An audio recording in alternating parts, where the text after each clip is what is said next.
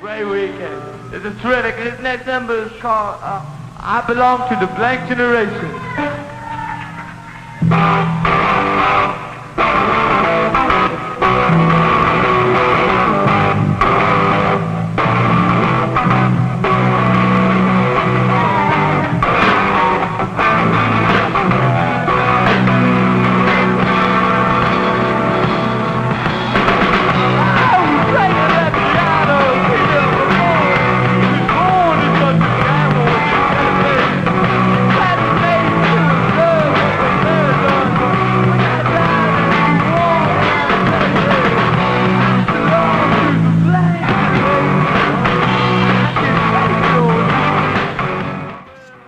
Continuing my mission of telling the story of contemporary pop culture, because if I won't do it, no one would, I give you the story of punk.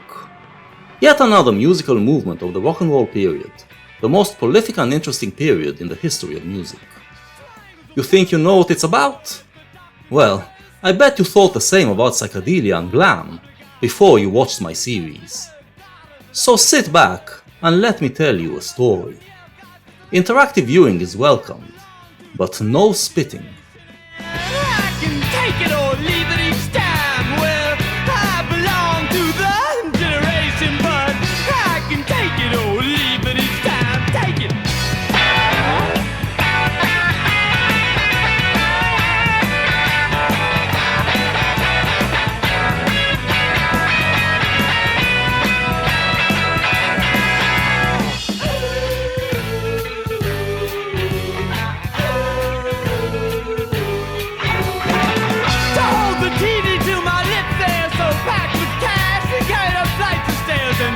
The vacant lot to lose my train of thought and fall into your arms tracks and walk beneath the eyelids every passing night.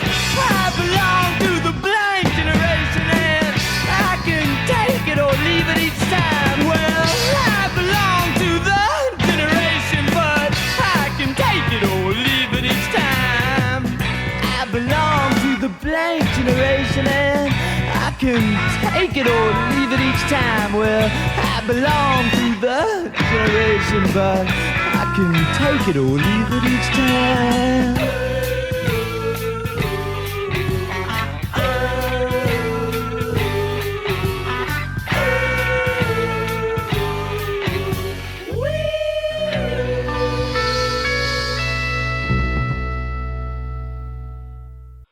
I know. Those of you who have seen my previous series on music are probably asking themselves right now, how far back will he go? How many centuries will we have to sit through and hear stories about long-dead artists and historical movements before we actually get to punk?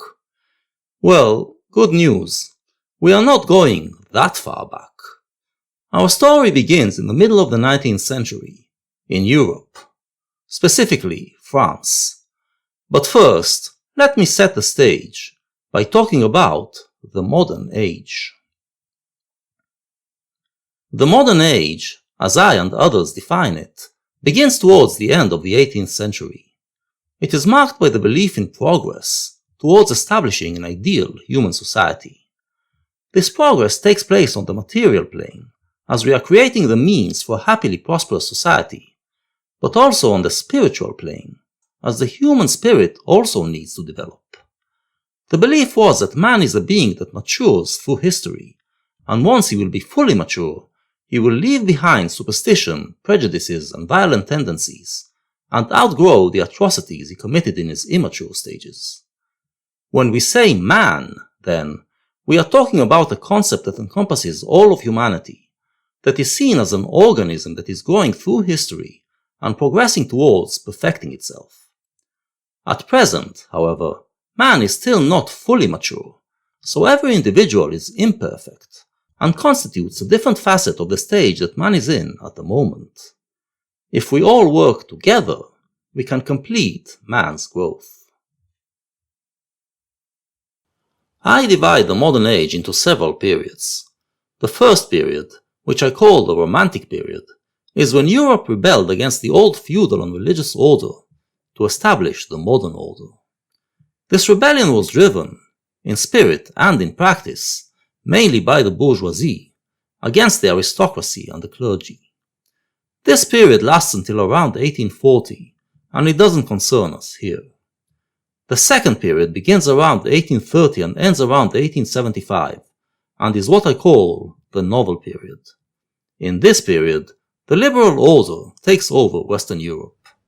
Democracies are established, new technologies and industries transform the landscape of daily life, the bourgeoisie are the dominant social class and cultural force, consumer culture begins, and everything is directed towards perfecting human society and human life on Earth. The belief is that this liberal society is the culmination of human development, which has led us to this point through its steady historical progress. Now, all we need to do is work on fine-tuning it, although some thinkers even claim that progress is a law of nature and takes place no matter what we contemporary people do. I call this the novel period because this is when the great realistic novels were written. Novels that were rooted in the present, real world, and tried to encompass all of human society, dramatizing the processes and struggles it goes through in its journey of progress. Consequently, this is the time when literary fiction started to be regarded as a serious art form. Before that, authors were regarded as mere storytellers, taking us on flights of fancy. Now, the author was seen as someone who sees deeper than others into the mechanics of human society and human psychology, and thus as an important figure in the project of modern progress. When it came to poetry, however, the perception wasn't so positive. While the Romantic period was driven by revolutionary poets, the novel period didn't find much use in them. Poetry was seen as having no social merit, and the poet was regarded as a social outcast, usually a shiftless bum living at the expense of others. In other words, more 20th century words, a punk. One of these punks was Charles Baudelaire. Born in Paris in 1821, Baudelaire started writing poems at a young age, to the chagrin of his family. In the 1840s he started writing for newspapers, but since no one was interested in his poetry, he wrote art and culture criticism, displaying a skeptic eye and an astute understanding of modern society. One of the things he was skeptical about was the idea of progress, which he criticized on several levels.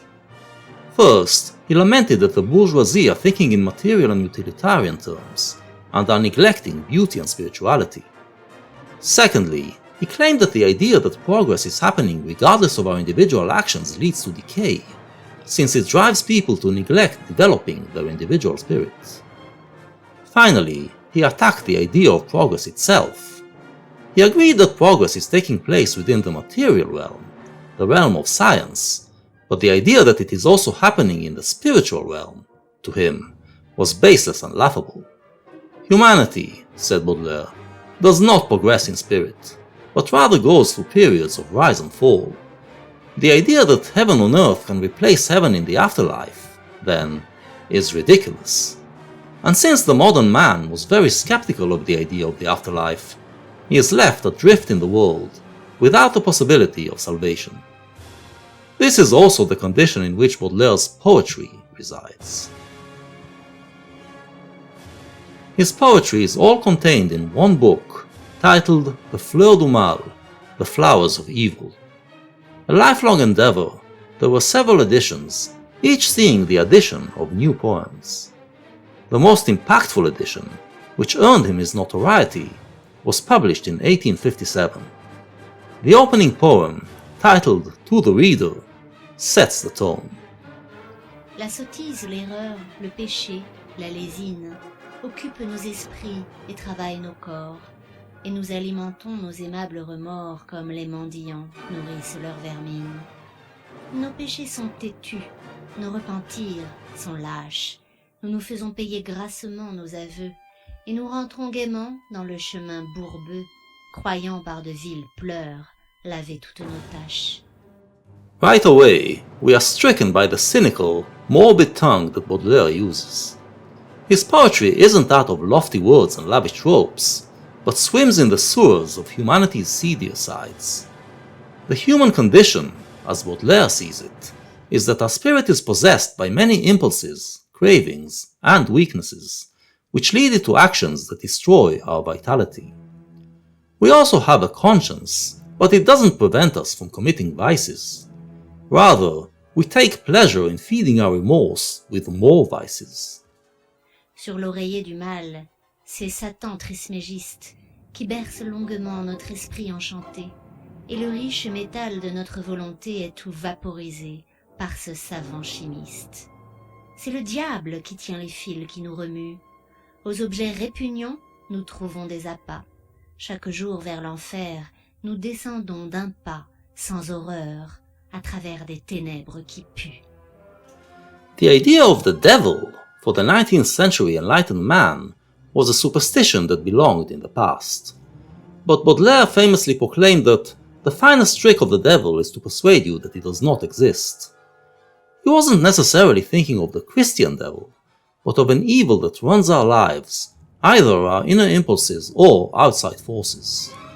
These lines convey his feeling that we are all damned. We cannot transcend this devil, as the progressives so naively believe. While they believe that every day takes us closer to the future utopia, Baudelaire claims that it takes us one step further into hell, the hell of our own making, here on Earth. He isn't talking about humanity as a whole. As mentioned, he believes it goes through rise and fall, not decline, but about every human individual, as they all give in to their weaknesses. Ainsi qu'un débauché pauvre qui baise et mange le sein martyrisé d'une antique catin, nous volons au passage un plaisir clandestin que nous pressons bien fort comme une vieille orange. There are also pleasures in this life, but Baudelaire tends to have a rather macabre way of describing them. The pleasures have diminishing returns, and they fail to provide us with anything truly meaningful. Serrés, fourmillants, comme un million d'helminthes, dans nos cerveaux ribote un peuple de démons. Et quand nous respirons, la mort dans nos poumons descend, fleuve invisible, avec de sourdes plaintes. Rot and death rule Baudelaire's domain. One of the plagues of the human condition is what he calls spleen. The spleen is an organ in our body, and in medieval medicine, it was seen as creating a bile that affects us with bad temper. Baudelaire uses it to describe a malady of the spirit, as it realizes that it is rotting away without achieving anything meaningful. It creates a constant feeling of depression, self-loathing, and dark thoughts. It is one of the central themes in his poetry. Si le viol, le poison, le poignard, l'incendie n'ont pas encore brodé de leur plaisant dessin le canevas banal de nos piteux destins, c'est que notre âme, hélas, n'est pas assez hardie. This condition should have driven us to commit heinous crimes. The only reason we don't is that we lack the nerve to do it. It is the weakness of our spirit, not some noble quality. Mais parmi les chacals, les panthères, les lys, les singes, les scorpions, les vautours, les serpents, les monstres glapissants, hurlants, grognants, rampants, dans la ménagerie infâme de nos vices, il en est un plus laid, plus méchant, plus immonde, quoiqu'il ne pousse ni grand geste ni grand cri. Il ferait volontiers de la terre un débris, et dans un bâillement avalerait le monde. The animals that he counts are all metaphors for those brutal powers that infest our spirit. But among all of them, he says, there is one that is the worst. What is, then, the worst of the worst in our human condition? C'est l'ennui, l'œil chargé d'un pleur involontaire. Il rêve d'échafaud en fumant son hookah. Tu le connais, lecteur, ce monstre délicat. Hypocrite lecteur, mon semblable, mon frère. The worst of all is ennui, the utter boredom and vacuity of modern life in the bourgeois society that rules it.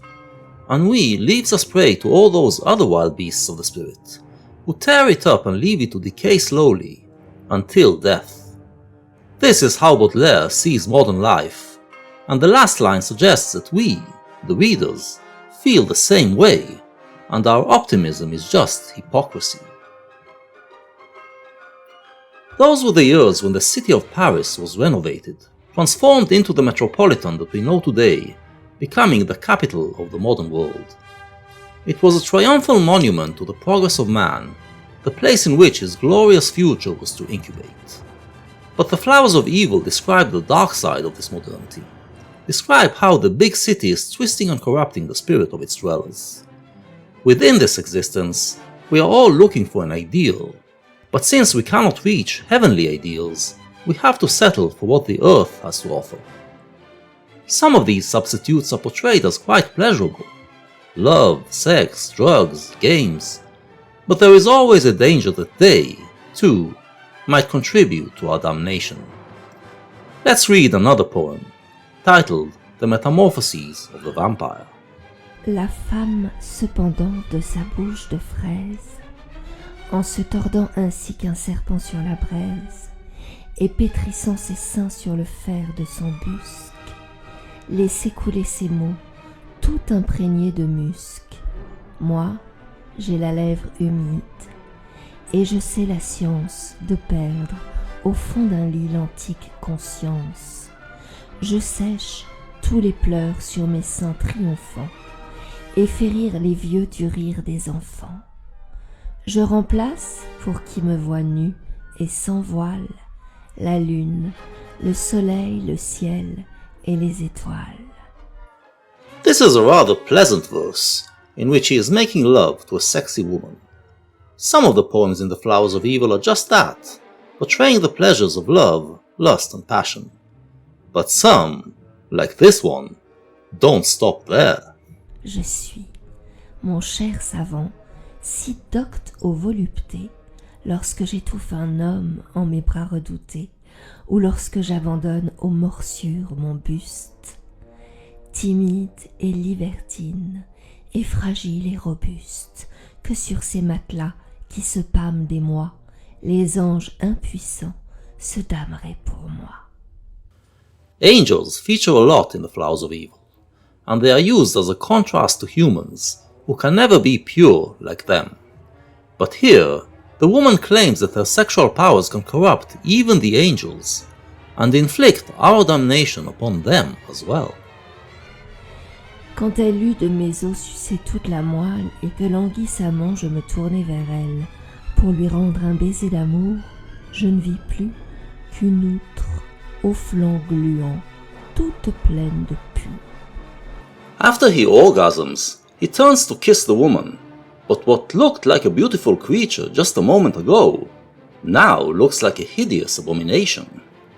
Je fermai les deux yeux dans ma froide épouvante, et quand je les rouvris à la clarté vivante, à mes côtés, au lieu du mannequin puissant qui semblait avoir fait provision de sang, He thinks she is a vampire who sucked him dry of his vitality, but when he looks again, he realizes that she is something else.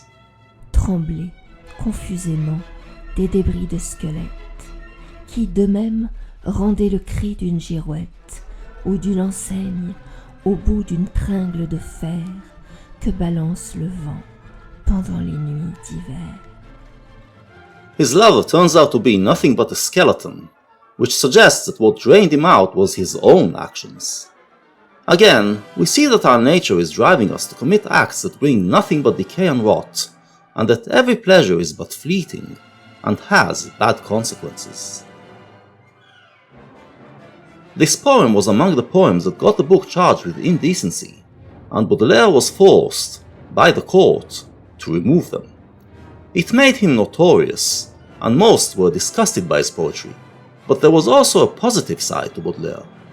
His solution to this human condition was to aestheticize it, to turn all the rotten vice into beautiful poems, like flowers that grow out of a pile of evil. Those who possessed a keener eye could see that he is capturing something true about modern life and offering a way to deal with it. For a young generation of artists who felt alienated to the worldview of the novel period, Baudelaire offered a new sensibility. One such artist was Edouard Manet, a member of a young generation of painters who decided to make the modern world the subject of their art. In 1862, the then unknown Manet painted a scene that he called Music in the Tuileries, depicting a group of bohemians, among them Baudelaire, gathering at a weekly concert in the Tuileries Gardens. A year later, Manet got cleverer in his commentary on modern life. The luncheon on the grass depicts contemporary young Frenchmen having a picnic, with the women being fully nude. This was scandalous, and was rejected by the Salon, the yearly exhibition of paintings that was an important cultural event of the novel period. But Manet did manage to have it shown at the Salon for rejected paintings, and steered the crowd. The picture cleverly mocks bourgeois morals, as it references this painting by the Renaissance painter Tizian, which was revered by the culture guardians. It exposed the hypocrisy of these culture guardians, who were fine with nudity, as long as it wasn't shown as part of contemporary society. In 1865, Manet finally managed to get one of his paintings shown at the Salon, and scandalized the nation. Olympia, once again, is inspired by a Tizian painting, the notorious Venus of Urbino, known at the time as the most salacious painting ever. It shows the goddess Venus in the nude, gazing alluringly at the spectator. Everyone knew that people were flocking to the painting because it turned them on, as they did to other nudes, but because it had a classic theme, they could pretend that they were there for the love of beauty. Manet shows a female nude reclining in the same pose, but makes her a contemporary Parisian whore, looking mockingly at the spectator as if saying, "This is what you're here for, isn't it?" With that, he broke the mold, announcing the beginning of a new era in plastic art. This year, 1865, marks the beginning of what I call the modernist period. In this period, material progress reached its peak, resulting in amazing technological inventions that radically transformed human life. When it came to spiritual progress, however, the period saw a profound shift in perception. While the novel period believed that progress is an ongoing thing, which human civilization has been engaged in since its inception, the modernists believed that the traditions we inherited are actually the thing that prevents us from achieving the desired utopia. The liberal order, to them, was not the thing that will lead us to heaven on earth, but the thing we need to overthrow and transcend, and we can do it only by rebelling and liberating ourselves from the worldviews we inherited. To say it differently, the novel period was all about evolution. The modernist period, at least for its most creative individuals, was all about revolution. In Russia, that year, a short story called The Crocodile was published, telling the story of Ivan Matveich, a young man with progressive values who goes to a local arcade to see a display of a crocodile that was brought from Germany, and gets swallowed alive by the beast. His friend, the protagonist, tries to get him out, but everyone around him is following the liberal, bourgeois capitalist logic, which tells them that it would be more beneficial to keep him in. Shortly, Ivan himself decides that he likes it better inside the crocodile. He gives up on his freedom because he believes that as a curiosity, he will be able to preach his progressive views, which get increasingly more radical. A funny story which shows how liberal values, an import from Western Europe, don't really take root in Russia, and instead become like an outer shell which alienates the youth to society, or even causes them to turn to radical anti-freedom ideas, in an attempt to bring the modern utopia. This, of course, is only my interpretation, but it is a pretty strong one, considering that the author of the story, Fyodor Dostoevsky, would go on to write entire novels around this theme. Between the years 1865 and 1875, the transitional phase between the novel and modernist periods, he would dramatize the shift in consciousness. It was still within the novel period, so his novels tried to encompass all of society, but his young heroes no longer felt part of the order running that society. In 1866 he published the novel Crime and Punishment, telling the story of Raskolnikov, a young student who believes he is clever enough to know where society should be progressing to, and therefore has the moral right to kill those who stand in the way of that progress. This was one of the things that would typify the modernist period.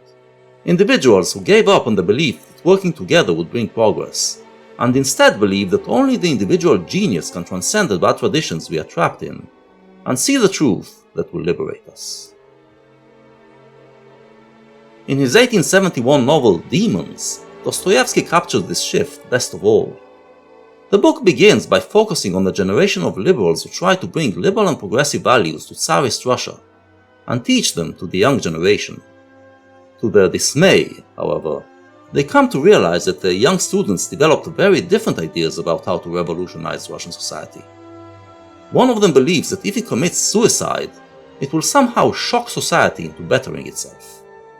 The others think that terrorism is the answer, to bring down the current order that is standing in the way of the ideal future. And Dostoevsky saw right, because this type of leftist terrorism became a constant feature of the modernist period. This terrorism happened mainly in societies that were still ruled by the feudal order, like Russia. In France, where the bourgeoisie was setting the tone, things weren't as radical, but the modernist mindset still prevailed.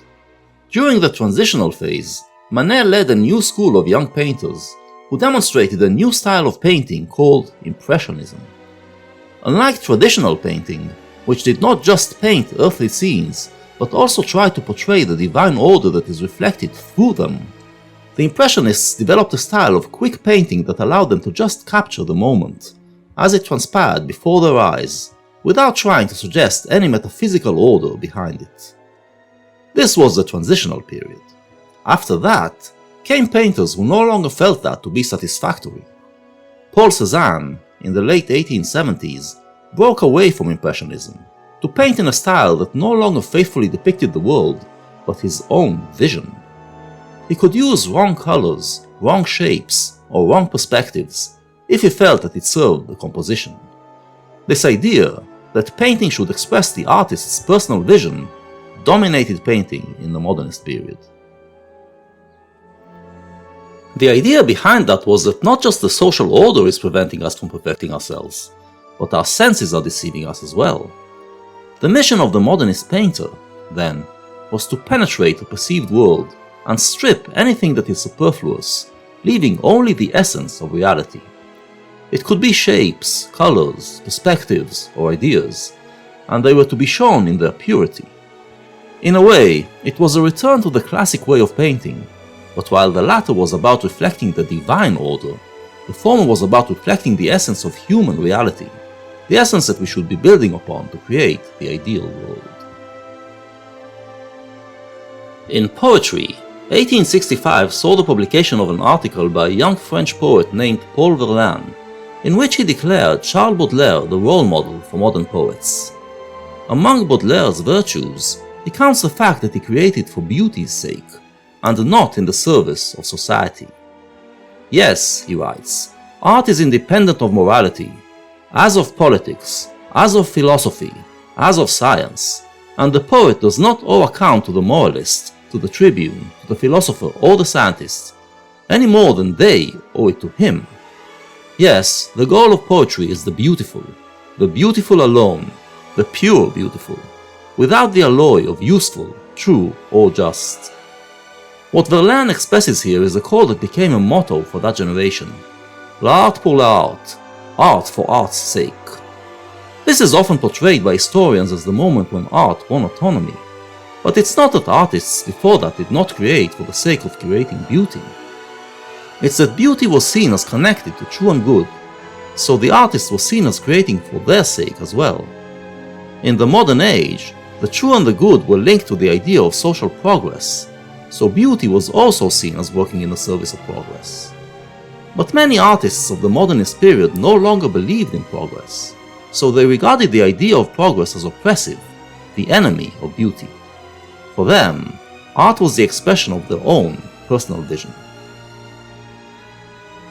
The modernist period lasted from around 1865 to around 1925, and, as we can see, was characterized by individual rebellion.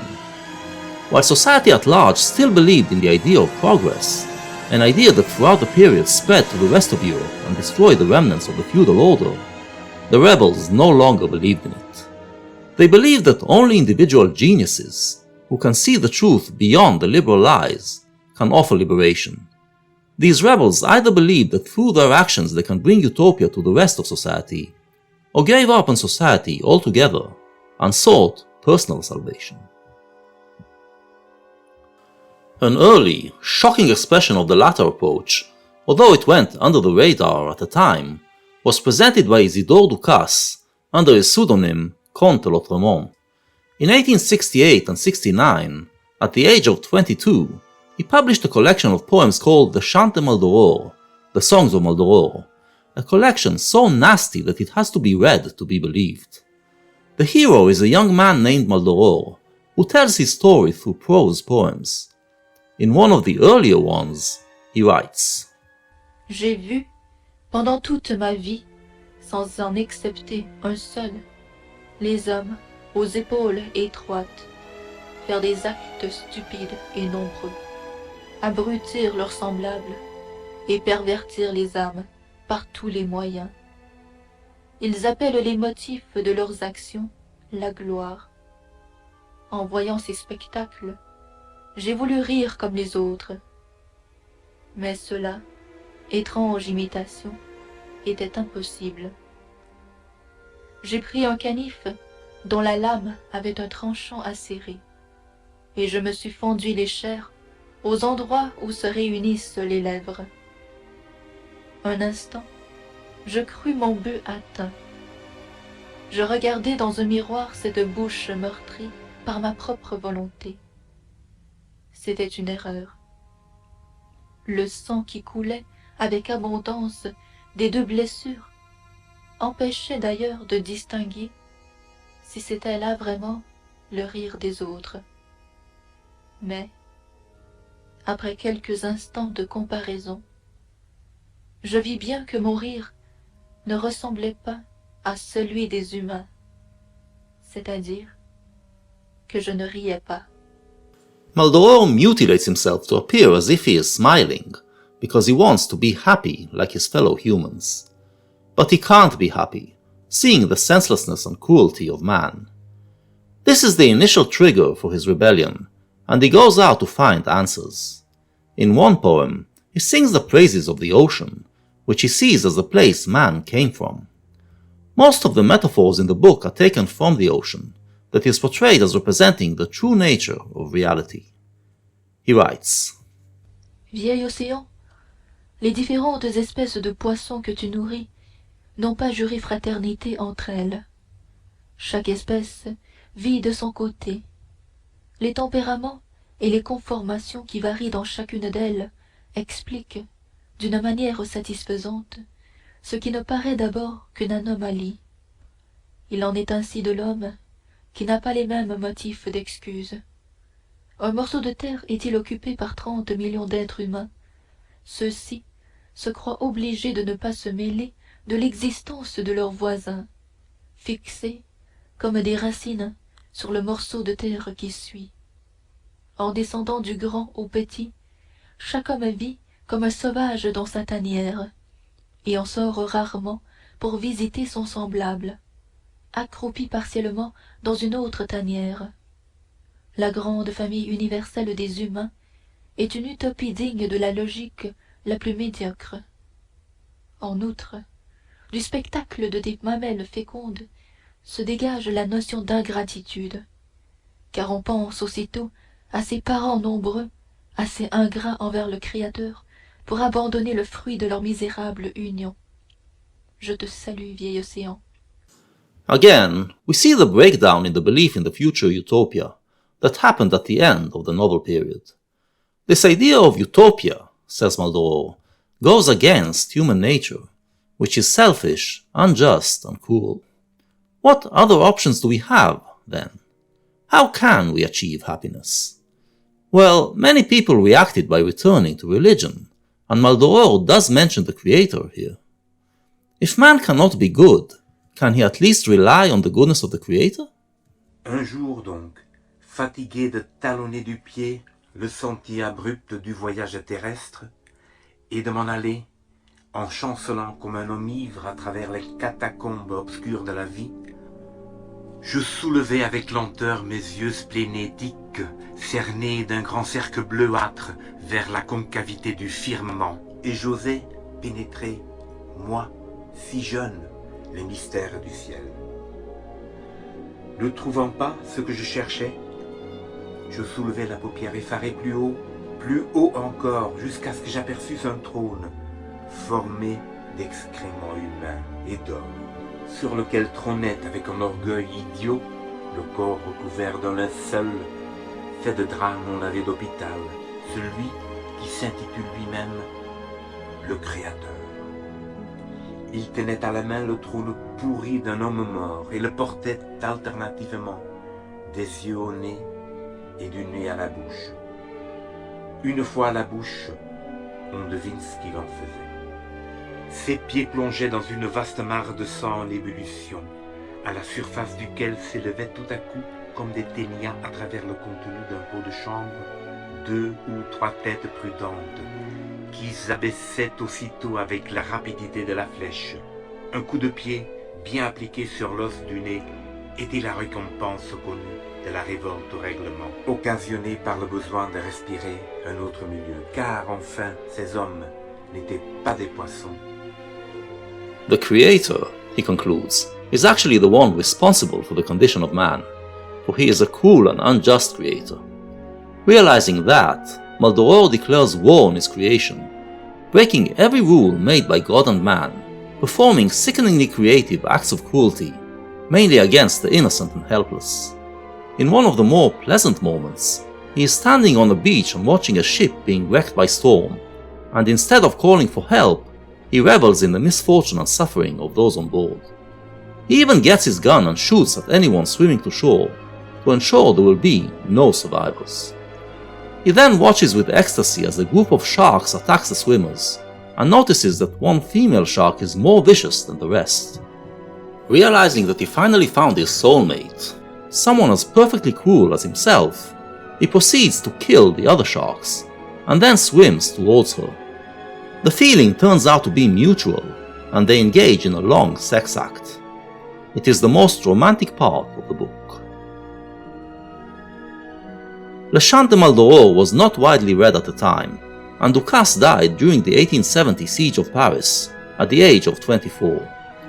But his book was a portent of things to come, as this story, which starts out as rebellion against suffering and injustice, and ends up in misanthropic nihilism which rejoices in injustice and suffering, would characterize a lot of stories in the modernist period, both fictional and real. Since the modern age declared human nature to be completely innocent and capable of creating utopia, the disappointment felt by those who realized utopia isn't coming made many of them condemn humanity and seek revenge on it. By the end of the transitional phase, Paul Verlaine already found his voice as a poet and was spearheading a movement that society called the decadence. The decadence did not believe that humanity is progressing, but rather saw it as decaying, and their poetry sought to find beauty in a reality of decay and rot, full of ennui and spleen. But they didn't care much for the title decadence. In the 1886 manifesto of the movement, Jean Moreas gave it the name symbolism. The enemy of didacticism, declamation, false sensibility, and objective description, symbolic poetry seeks to clothe the idea with a sensory form which, nevertheless, should not exist as an end in itself but as a form which, through serving at all times to express the idea, must remain subjective, writes Moreas, and adds, thus, in this art, scenes of nature, the actions of human beings, all concrete phenomena are not there to manifest themselves. They are sensory appearances intended to represent an esoteric affinity with primordial ideas. Symbolism, then, does not try to represent the outside world, but an idea in the mind of the artist. But since everyone's inner world is different, the artist cannot fully communicate his idea, and must clothe it in imagery taken from the world we share. The outside world becomes but a metaphor for the inner world of the artist, representing it as best it can, and creating unique beauty that only he can create. Symbolism found its way into painting, too, and this could perhaps give us a better idea of what it was about. The precursors were two other painters who came out of Impressionism. Vincent van Gogh painted nature, but it never looked exactly like nature, feeling more like an expression of his tempestuous inner life. whereas Paul Gauguin used fantastical figures to convey ideas and feelings. It was Gauguin's work, mainly, that went on to influence a school of symbolism in painting. So, symbolism was the name that the movement chose for the aesthetic sense of its artists. But Verlaine had another idea how to call them, at least the poets among them. In 1884, he published a book titled The Poètes Maudits, The Damned Poets, in which he celebrates several poets whose character and personal vision made them stand apart from society, living a hard life as a result, but turning these hardships into beautiful poetry. The most well-known name he discusses, the one who became synonymous with the term, is Arthur Rimbaud. Rimbaud was where it's at. In 1871, aged 17, he sent his poetry to Verlaine, and the two soon began a scandalous love affair. Like the other poets we discussed, Rimbaud used colorful and repugnant language to describe the human condition, but it was also mixed with teenage angst and rebelliousness, kicking against his strict mother, bourgeois culture, the norms of society, the idea of progress, the dehumanizing modern world and its technological advances, organized religion, and the heavens themselves. The poet, he believed, must become a seer, and the way to do so is by the intentional derangement of all the senses, as he puts himself through different experiences of debauchery, intoxication, danger, and suffering. He felt that his inner world was a conduit to other worlds, some heavenly, some hellish, and his poetry tried to describe their landscape. To achieve it, he wrote poems that broke every poetic convention, mixing styles in a profane way, creating new structures, reconstructing language, and being too complex for me to get into here. His inner world may have been infernal, but it was definitely more exciting than the real world of social roles, regulations, and ennui, which he was trying to escape. As he put it, "I believe I am in hell, therefore I am."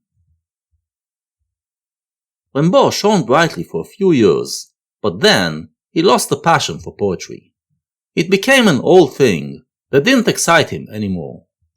At age 21, he left the poetry world behind, and eventually moved to Africa to become a trader, maintaining complete silence about his former life, even as Verlaine made his name famous. He became a myth, one of the biggest influences on the poetry and literature of the 20th century.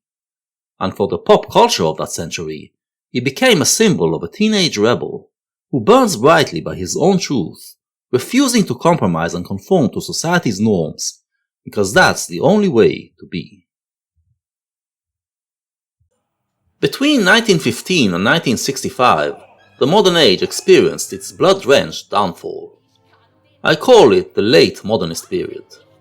In French poetry, the transitional phase between 1915 and 1925 was the time of the Surrealists, and their story exemplifies what happened to the modern spirit. The Surrealists agreed with the Symbolists that poetry should be the expression of the inner life of the poet. They were the ones who saved Lautréamont from obscurity, and they regarded Rimbaud as their spiritual father.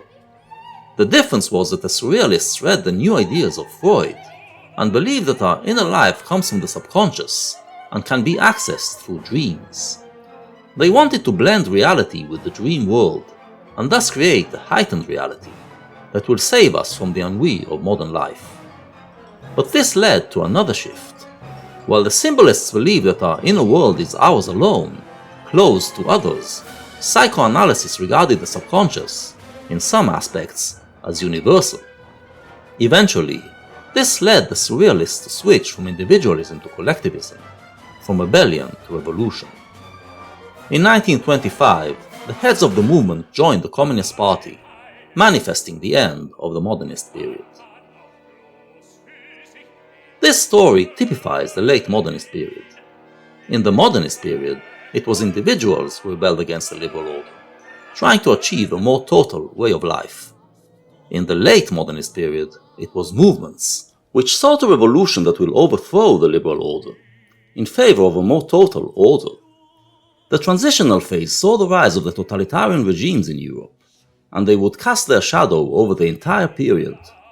At the same time, the realization came that the spirit of man did not progress along with technological progress, which only gave humans better ways to kill each other.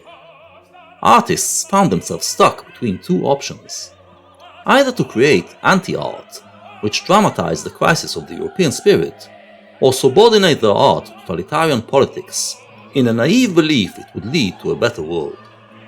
By the end of this period, all the traditional European artistic mediums, plastic arts, theatre, classical music, poetry, and literature, lost their power, manifesting the spiritual decay of Europe.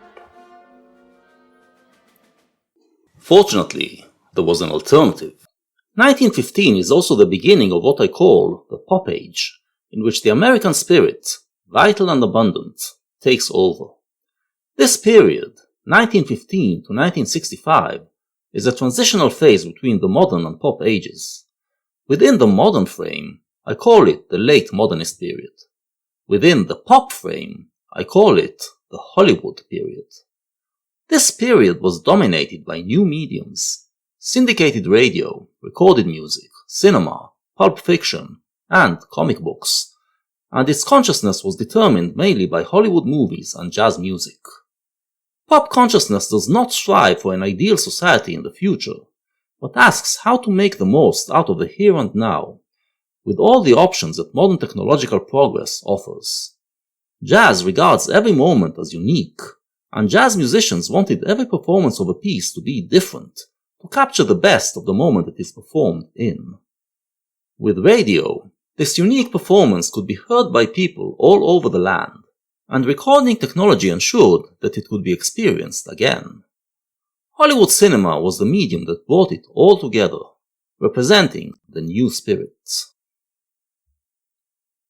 Midway through the period appeared the Beats, a group of American authors and poets who gave literature and poetry a last breath of air by modeling it after bebop jazz music. Much like Rimbaud, the Beats wanted to beat the mindset of the bourgeois society instilled in them by putting themselves through extreme experiences such as hobo life, sexual experimentations, drug abuse, and electroshock treatments, hoping it will liberate their spirit. But while Rimbaud wanted to escape everyday life to his inner life, the Beats believed it is actually the everyday world around us that we should connect to, as we are not experiencing it to its fullest. Like in jazz, the aim is not to transcend to a metaphysical realm, but to get to the most exalted state our physical world can provide.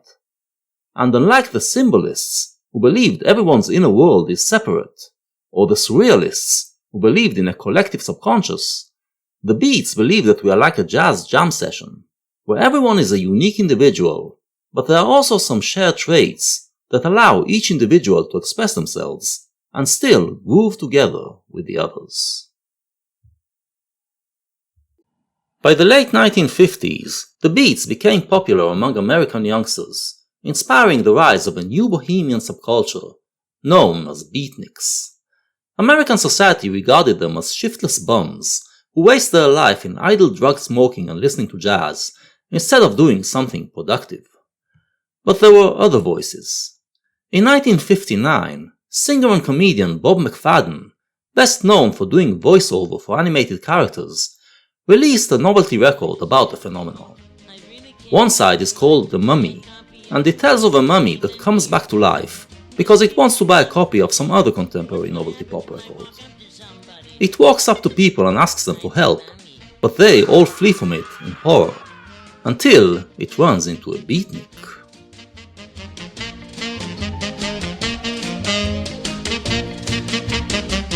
I wish there was somebody somewhere who wasn't afraid of me. Oh well. Watch what happens when I walk up to somebody. I'm a mummy. That's cool. I'm a mummy. You mean you're a mother? No, I'm a mummy. I'm a beatnik. People are afraid of me. Yeah, I'm hip. I was born 1,959 years ago. Oh yeah? Like that's a long gig. Where can I buy a copy of Cookie? Lend me your comb. Ooh, man, I don't dig that jazz. You know, Brubeck, Shearing, Modern Jazz Quartet. I'm a mummy. Man, you gotta walk through. Aren't you afraid of me? Aren't you gonna scream? Oh yeah. Like help. This record, you see, is actually positive towards the beatnik. He is someone who takes life easy, grooves with everything, and prefers deep jazz music over fluffy pop tunes. The other side of the record says it even clearer, and is titled The Beat Generation.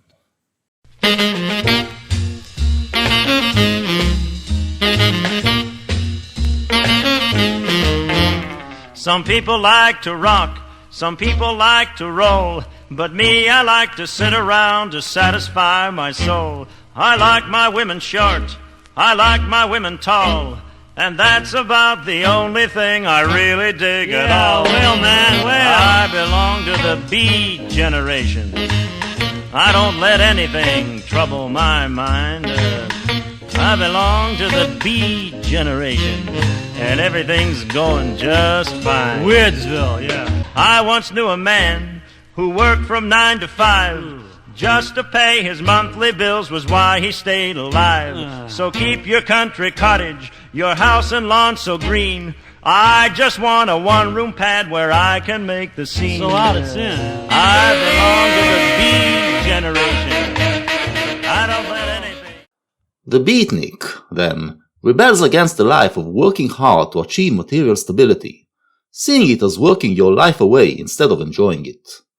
But he also distinguishes himself from something else: rock and roll, the music that has overtaken the young kids. And this signals that we are already in a new period, the rock and roll period, and any statement has to be made within this new frame of mind. The rock and roll period begins in 1955. It sees the rise of television as a new medium, which appropriates much of what cinema and radio used to do, and establishes its dominance over them. But the main medium, the one that drives the spirit of the time, is popular music, the electrifying music that came in the wake of the electrical revolution of rock and roll. This period lasted until 2005, and from 1995 we are in a new period, which I call the cyber period. The story which we tell in this series took place in the rock and roll period, and that makes it hard to understand for those whose mind was shaped in the cyber period. Throughout the series, I will try to reconstruct the rock and roll period, and hopefully it will help us understand why punk mattered. Let's go back, then, back to the beginning, to the mid-50s. By that time, the USA emerged as the strongest power in the world and the leader of the West. It became a powerhouse of ideas and inventions, ushering in a new age of affluence. One of the things responsible for this hegemony was its pop culture, but the American elites were ashamed of it. They were still beholden to European culture and to the modern values, believing America should use its might and influence to lead the world to the future utopia. But the young generation that grew up on pop was more interested in the present than in the future. And it was this generation that was about to, once and for all, bring down the modern frame of mind. The years 1955 to 1965, the transitional phase between the Hollywood and rock and roll periods, were the time when the beatniks were a thing. But remember, this is also the transitional phase from the late modernist period to the rock and roll period. The beatniks represent both time periods. They were into jazz, the music of the Hollywood period, but they also expressed themselves through poetry and literature, mediums of the modern age. In 1959, as we could hear in the McFadden records, the beatniks were still regarded as deeper than, and therefore superior to, rock and roll. But in the early 60s, things began to change. In 1963, a young folk singer named Bob Dylan thrilled the youth with records that had deeper lyrics than rock and roll. Lyrics that drew, among other things, from beat poetry. The beatniks were excited as well, and tried to persuade Dylan to leave the pop music world, and switch to poetry, a so-called serious medium. Dylan considered it, but in 1965 he announced that poetry is a dead medium, which only sits on bookshelves, and has no presence in the real world. In the same year, he fused his poetry with rock and roll electricity and gave birth to rock music.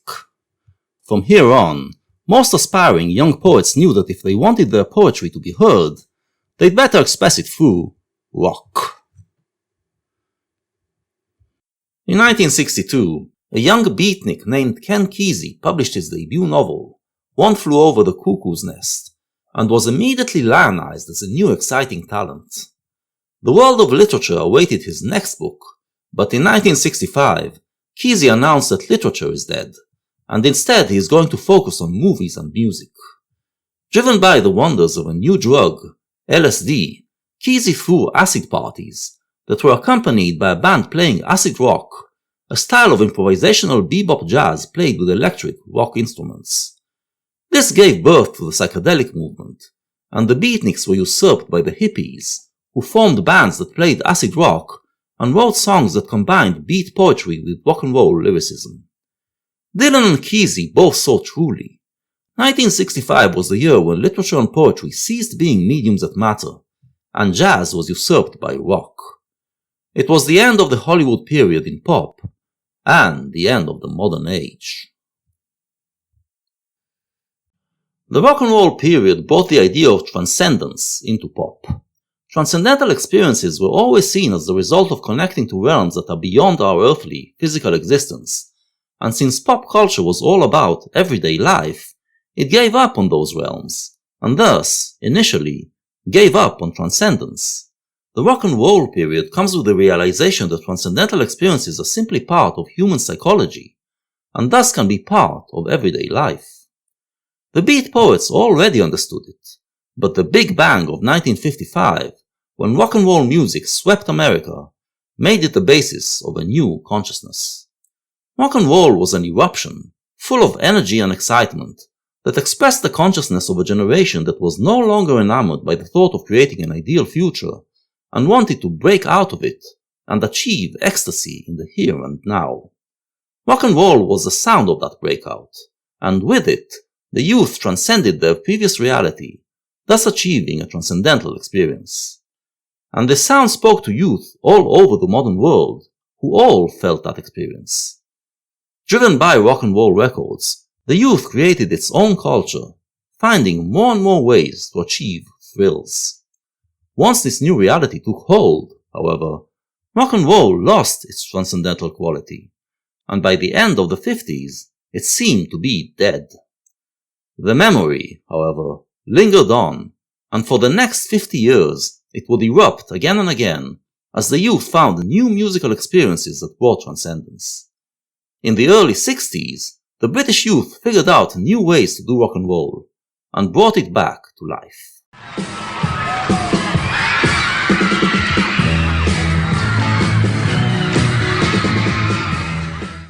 This is the follow-up single to the Rolling Stones' massive 1965 hit, I Can't Get No Satisfaction, in which singer Mick Jagger rails against consumer society. While most rock and roll records reveled in the possibilities of consumer society, some kids were unsatisfied, feeling that it doesn't truly provide release to their pent-up energy. In this record, the Stones once again air out these frustrations, but here, the kid tells the representatives of the society to fuck off, and this gives release to the energy.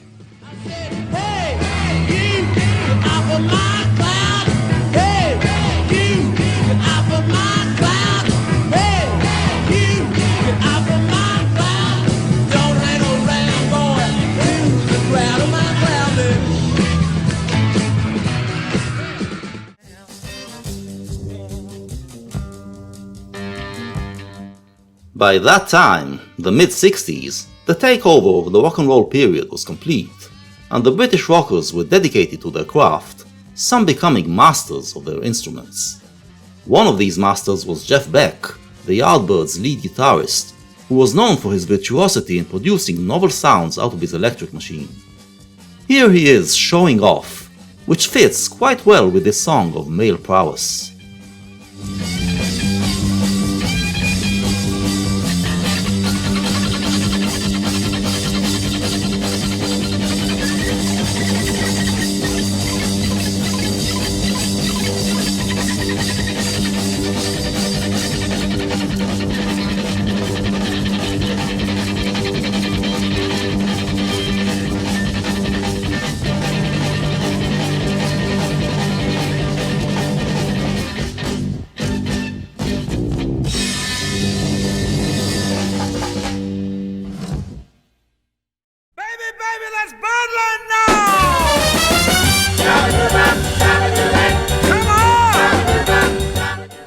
In America, meanwhile, rock and roll was tamed.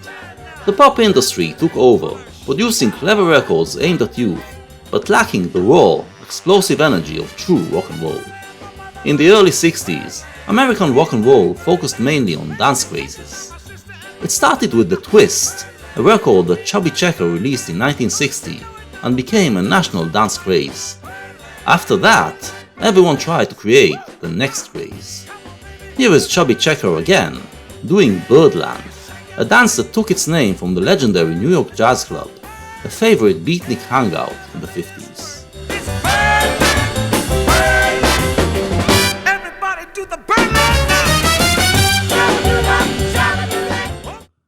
There were, however, still many American kids who were dedicated to the original rebellious spirit of rock and roll, and to its transcendental quality, and formed countless bands modeled after the British bands.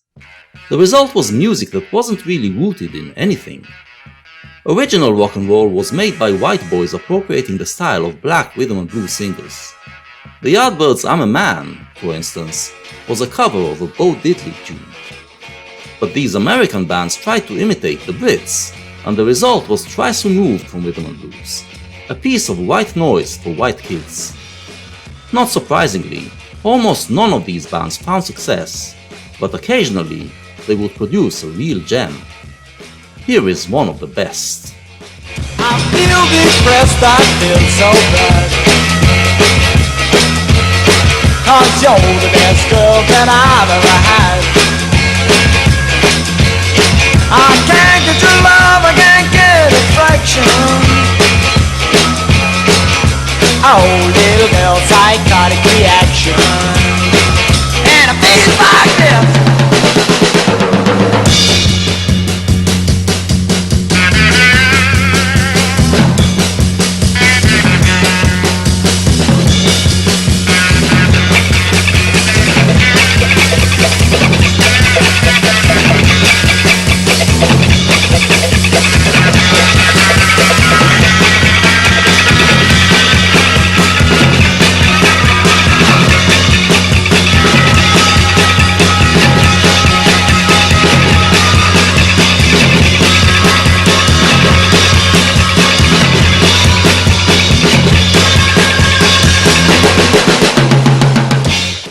The lyrics express the frustration of a boy who can't get the girl he wants, can't get no satisfaction, and appropriately, it is sung with a sneering vocal, Mick Jagger style. But while the Stones did offer release, here it remains pent up. When they do try to offer release, it is in the form of a guitar solo that tries to imitate Jeff Beck's I'm a Man solo, just not quite as good. While the Yardbirds were boasting their male prowess, Psychotic Reaction is about male incompetence.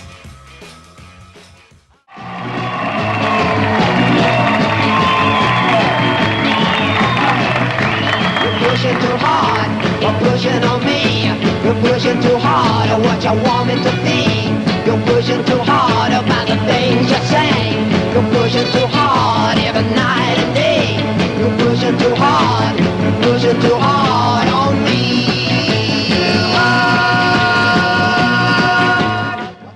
The music produced by these one-hit wonders was often called garage rock, as it sounded like a bunch of guys playing in their parents' garage, and somehow creating magic. It was typified by frustration and agitation, expressed through guitars that made fuzz-tone, distorted sounds, and singers who did not go with the grain of the voice to create a pretty vocal, but used their throat muscles to torture their voice. They wrote original songs full of teenage angst, or gave popular hits a garage makeover. Here's an example for the latter. The song Land of a Thousand Dances was written and recorded in 1962 by R&B singer Chris Kenner, and is a celebration of all the many dances that came in the wake of the twist.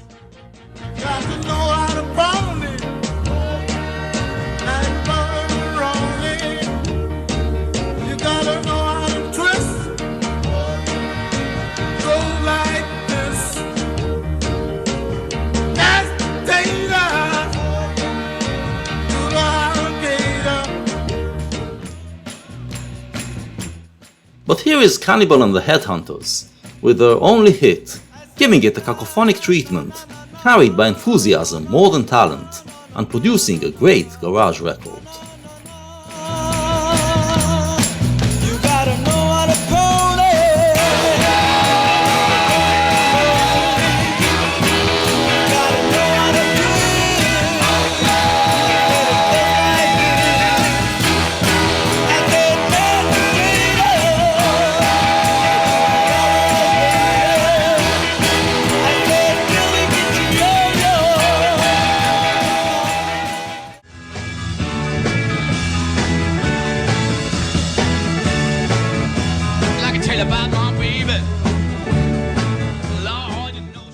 This style was sometimes adopted by bands that were more accomplished, including the leading British bands. The Irish band Them actually had a great singer, the soulful Van Morrison, but here he sings in garage rock style, with a nasally and nasty voice. It sounds lascivious, and it fits with the lyrics, which are about a promiscuous girl.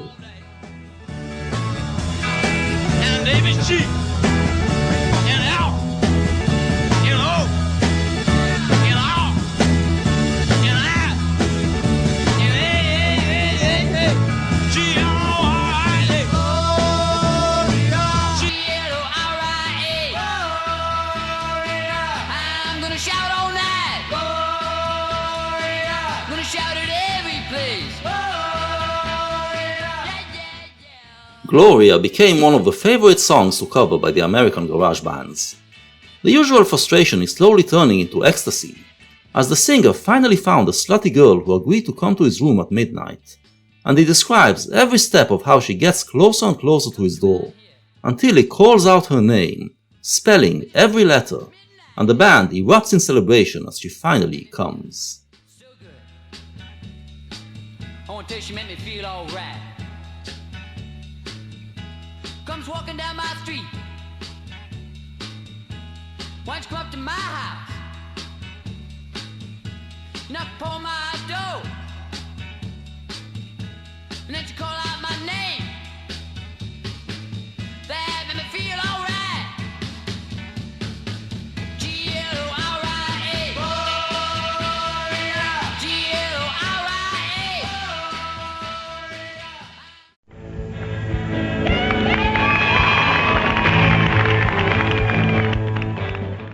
At times, the frustration would turn into misogyny, or even violence. In Hey Joe, the singer picks up a gun and intends to shoot his woman who cheated on him with another man. It became a hit in 1966 when it was given this great garage treatment by the Leaves.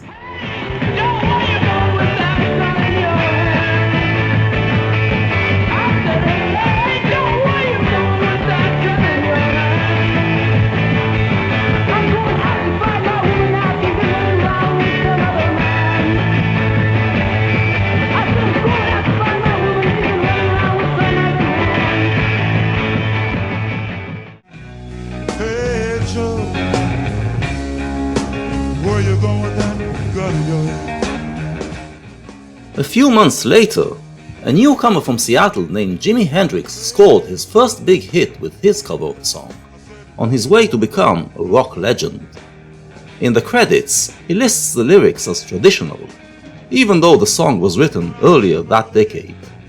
But it was covered so many times by garage bands that it sounded like it has been around forever.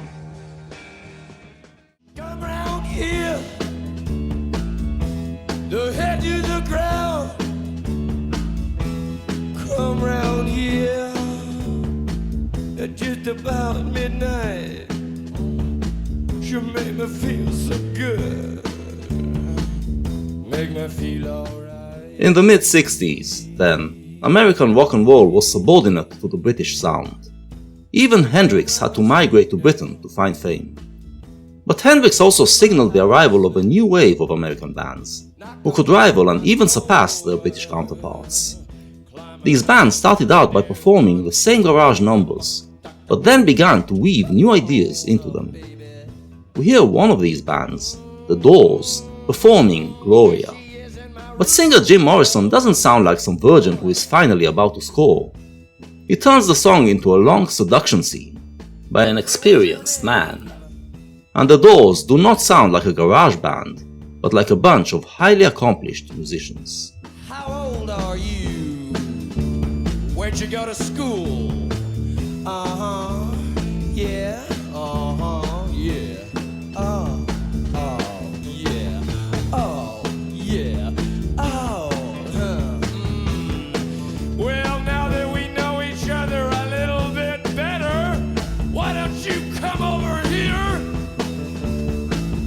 Make me feel alright!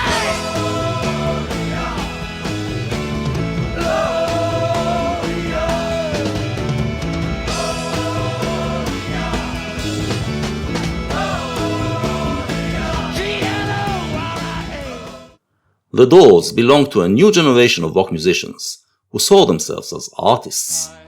They were part of the psychedelic age, which no longer believed in working for the progress of humankind, but preached that you should drop out of this game, and instead tune in to what's in your mind, because the secrets there can connect you to the richer reality under the surface. Ray Manzarek, Robbie Krieger, and John Densmore met each other in a meditation class, seen as one of the ways of doing so. Their music was also of its time. Manzarek was a classically trained pianist, and he used his electric keyboards to create a cannibalesque feel, while Krieger used his flamenco training to improvise ornamented lines on his electric guitar, and Densmore, an aspiring jazz drummer, complemented them with his own elaborate playing.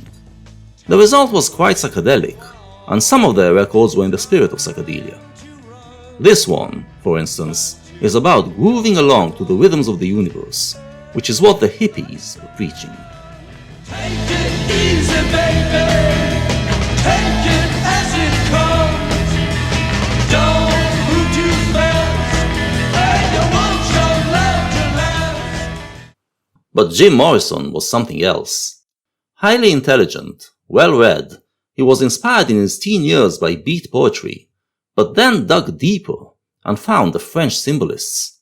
He did not believe that it is enough to groove along with the universe, but aspired to break through to the other side, to get to the parts in our mind we are unaware of. Like his hero Rimbaud, he believed he had to derange all the senses to become a seer. While other rockers celebrated the death of the modern frame of mind, Morrison wanted to return to those times when we search for dimensions beyond our earthly, everyday life. We chased our pleasures here, dug our treasures there. But can you still recall the time we cried? Bring on new to the other side. Bring on new to the other side.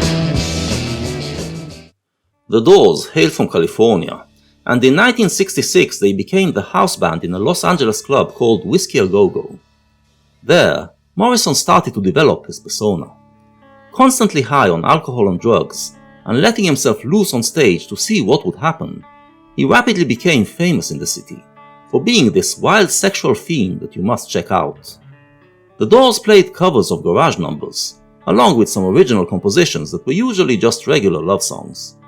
But occasionally, Jim would be inspired to launch into free verse, and the band would then show its musical power, improvising and going with him wherever it would take him. One night, they started playing a song called The End, which was just about a boy breaking up with a girl and saying goodbye. But then, Morrison took the boy further, going into the desert, looking for another reality.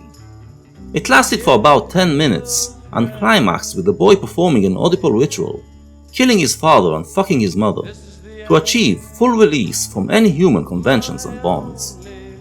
This was too much for the club owner, and he fired them on the spot. But the name of the band was made.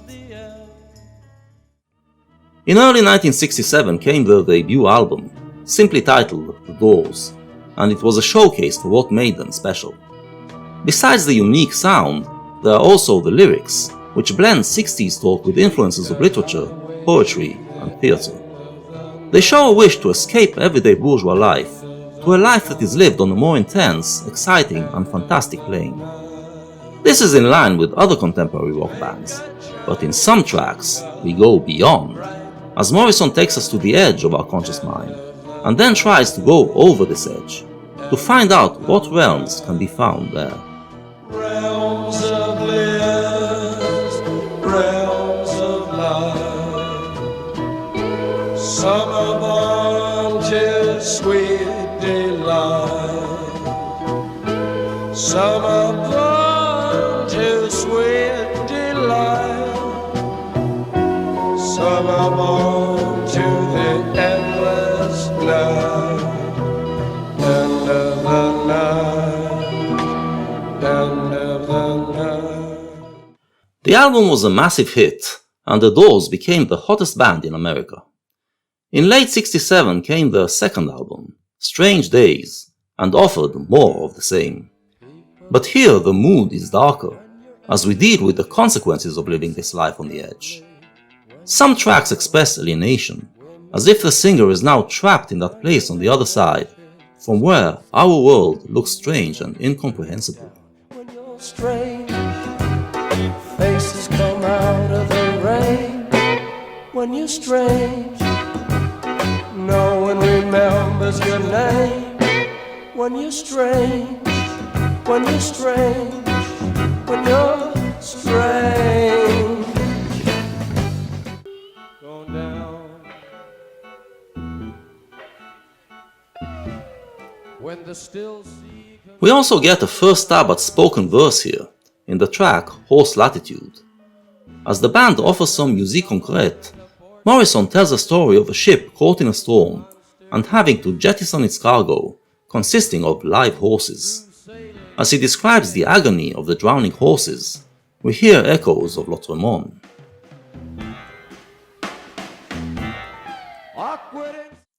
In 1968, the mood changed.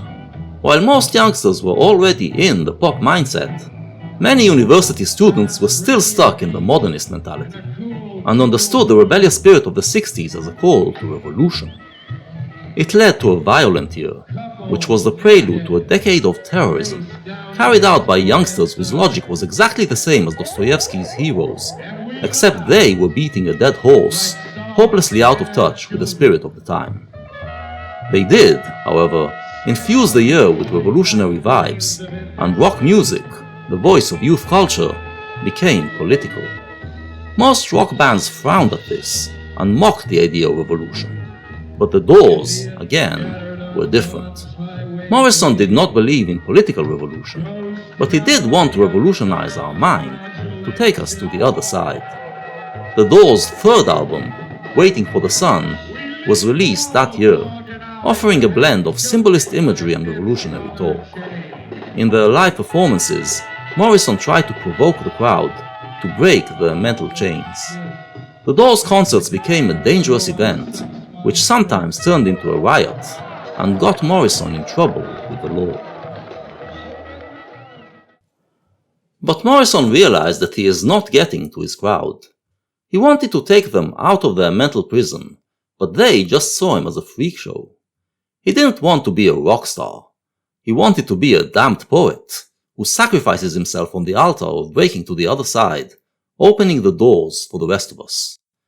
Realizing his failure to do so through music, he started veering towards poetry. In late '68 he published a poetry book, containing 2 collections of poems. One collection is called The Lords, and contains poems he wrote while he was a student of cinema in UCLA, before forming the band. A lot of it feels very much like The Damned Poets, describing our world as an urban reality that leads us to corruption and decay.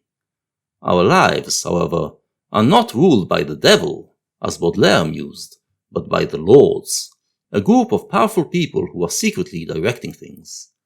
The Lords give us amusement to distract us, especially cinema that is designed to make us passive.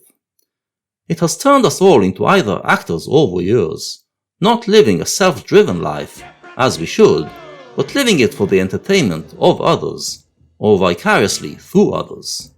It has twisted us so much that if someone tried to break out of this passivity and live for themselves, they don't know how to do so, and end up performing acts of cruelty. Way back deep into the brain.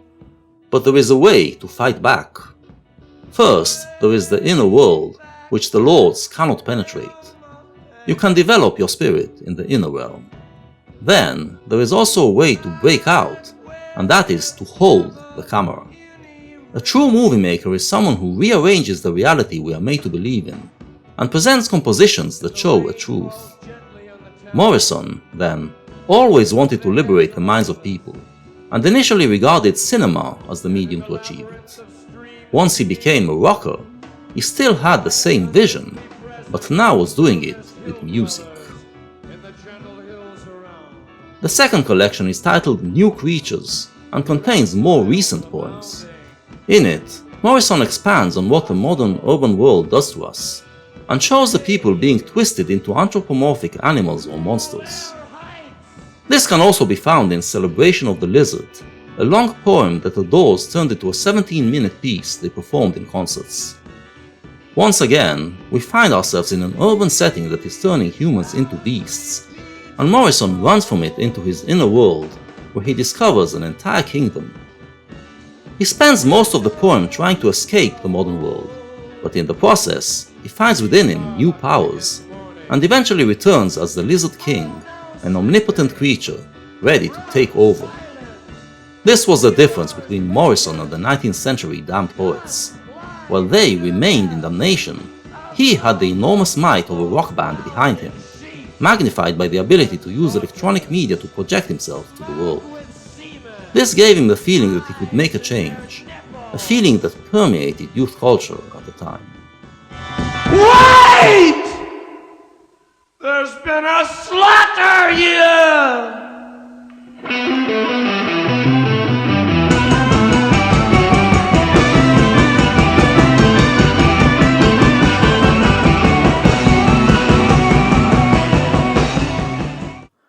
The Doors released 3 more fine albums, and Morrison kept writing poetry, which he sometimes performed with a band, and sometimes even improvised on stage. But the crowds remained largely oblivious of what he was trying to achieve, what he was trying to tell them. And he kept on living the self-destructive life of a damned poet, constantly abusing his body and getting in trouble with the law. Eventually, in 1971, he escaped to Paris, believing the bohemian atmosphere of the city would recharge his batteries. But within 4 months he was dead, at the tender age of 27. Jim Morrison may have died, but the myth kept on living. First of all, many believed he faked his death, to do what he often said he would do, leave it all behind and flee to Africa to live in anonymity, like Rimbaud. Then, there were those who felt alienated to the optimism of the hippie rock world, and found Morrison's attitude to be more truthful. They awaited his return, physically or spiritually. He had no place in the rock world of the early 70s, that's for sure. The revolutionary tendencies died out, and youth culture, aided by some wise rock records that analyzed what happened, realized that it fell prey to the old modernist mindset, instead of remaining true to the instincts of pop. Then again, the 60s generation still believed that they are gradually changing the world for the better, and that rock music is the cultural force that brings this change. As they were getting older, the music matured with them, becoming more elaborate and refined. Those were the years of progressive rock, which infused rock with concepts taken from classical music. The music that was once blamed for taking human civilization back to the jungle now seemed almost dignified. Not everyone liked it, though. Cream, a Detroit-based rock magazine that began publication in 1969, railed against this development, and claimed that rock lost the ecstasy, excitement, and fun of its early rock and roll years. The most influential writer on the staff was Lester Bangs, who went a step further. Early rock and roll, by now, was overplayed and tainted with the boring stuff that came out of its loins. Therefore, Bangs started eulogizing the garage bands, which many people were unfamiliar with. A new generation of kids, who felt that youth culture has fallen into a state of ennui, started digging for this music in record store bins, and the anonymous, one-hit garage rockers retroactively became heroes, seen as representing the spirit of rock and roll in its purity. Lester Bangs sometimes referred to them as punks. It didn't take long before this young generation started to form bands of its own. Tom Miller and Richard Myers were childhood friends who grew up in Delaware and shared a love for French symbolist poetry and garage rock, which took them away from their boring surroundings. When they reached 18, in 1967, they moved to New York and tried to make it as poets, even publishing a poetry magazine, but after a few years they became disillusioned with what could be done in the medium of poetry. In 1972, they called up a Delaware friend, Billy Ficker, and formed a band called the Neon Boys, with Tom on guitar, Richard on bass, and Billy on drums. Tom and Billy had some prior practice with playing instruments, but Richard was a complete novice. A demo tape of them playing some original songs shows that they had a rough garage sound.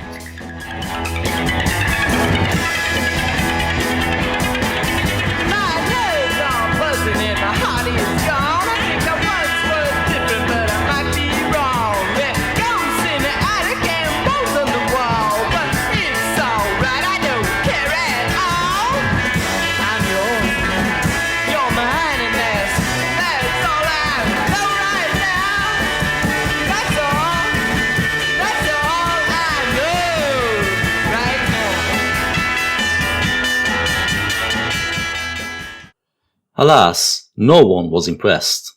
The rock world was still in the mindset that you need to be musically proficient and offer virtuoso guitar solos. The group disbanded, but then, in 1973, Tom met Richard Lloyd, an aspiring blues guitarist, and realized he could give them a richer sound. The trio reformed as a quartet, and, displaying the existentialist spirit of the band, they looked for a name to symbolize something that is always part of our life, so much so that we hardly even notice it anymore. The new band was called Television, and Miller and Myers decided to do a rename of themselves as well, and adopt stage names. The former named himself after Paul Verlaine, the chief symbolist, except he pronounced it as an American, so he became Tom Verlaine. The latter decided to go with a name that manifests what reality feels like to a symbolist poet, and became Richard Hell. At first, Hell was the dominant force in the group.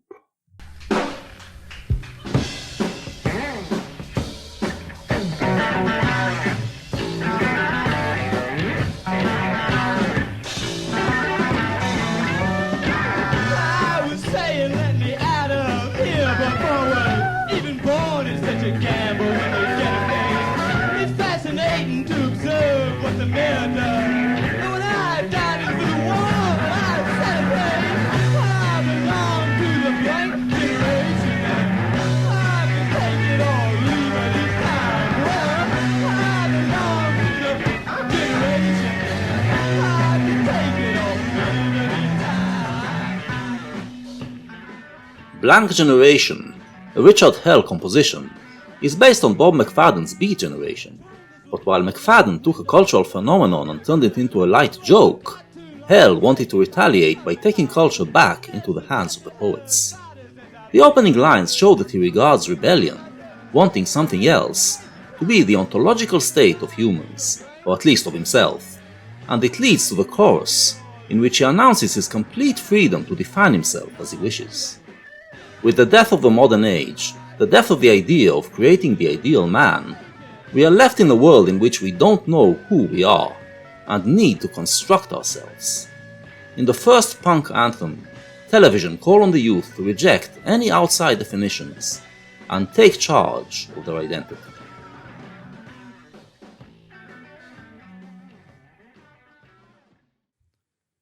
Hell was definitely taking charge of his identity. He kept his hair cropped and messy, mimicking Rimbaud, and wore ripped t-shirts and leather jackets, affecting a menacing demeanor. The rest of the band imitated him, creating the blueprint for the early punk look. But while Hell assumed a wild demonic image, Verlaine had a different attitude. He was more solemn on stage, and was focusing on the music and the poetry.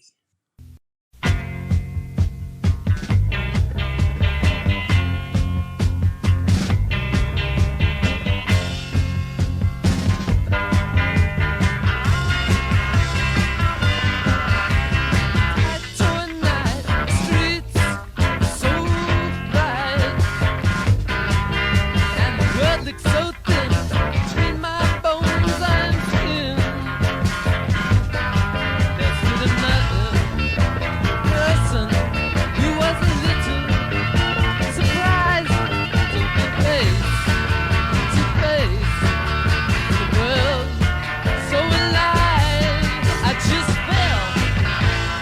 feel low?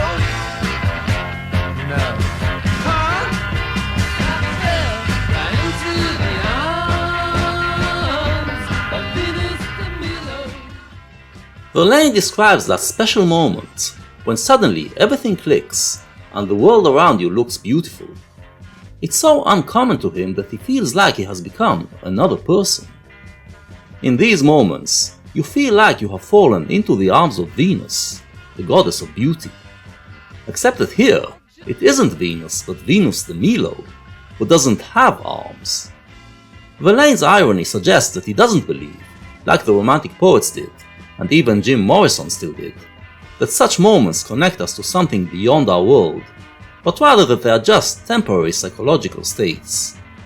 In the last verse, he tells us that hell offered they do some mischief, and that snapped him out of the moment. He'd rather live in the real world.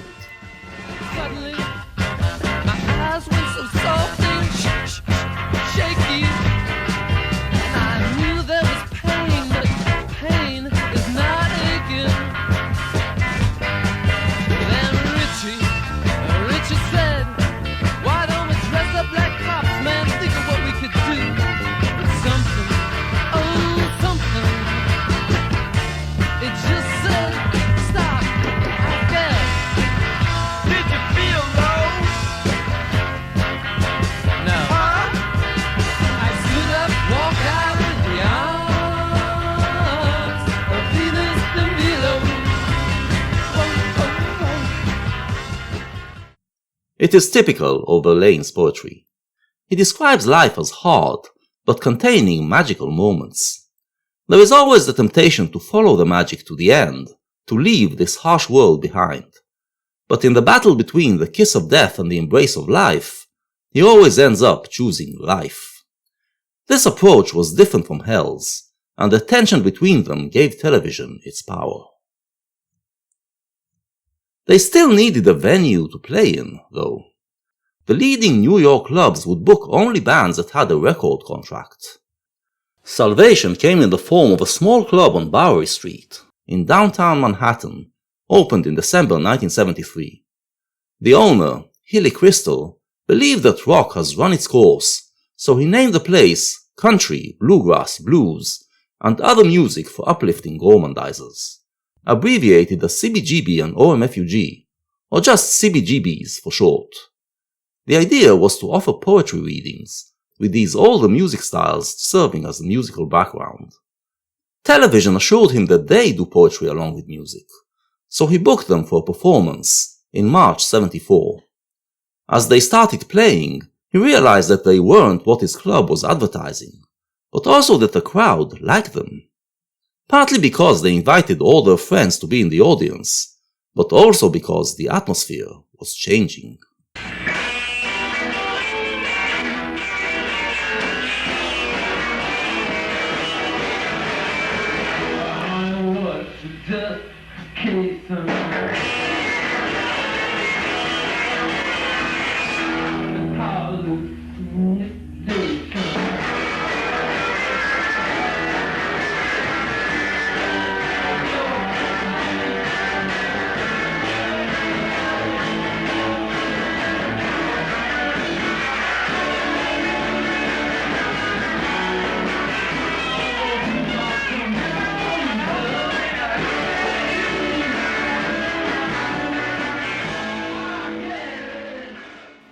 Television still sounded rickety and amateurish, but with a lot more verve, and by then, others were catching up to what they were doing.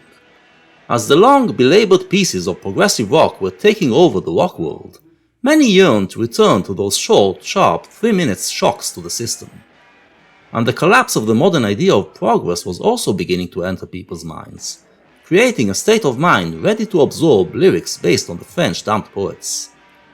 The band was signed for a weekly gig at CBGB's, and their success convinced Crystal to change its identity and turn it into a club for unknown, upcoming rock bands.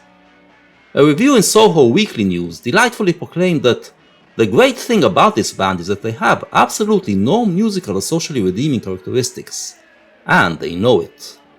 The world, or at least New York, was ready for punk.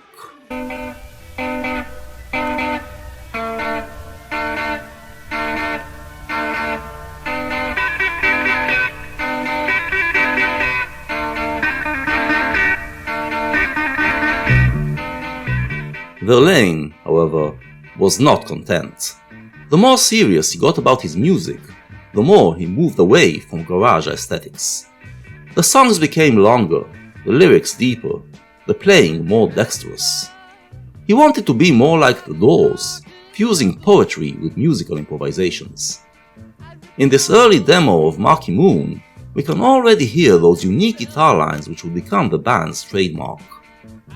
This put him at odds with Hell, who wanted to preserve the primitive sound, and the friction eventually led to Hell's departure in early 1975 and the loss of the punk image of the group. By then, however, CBGBs became a launching pad for other bands.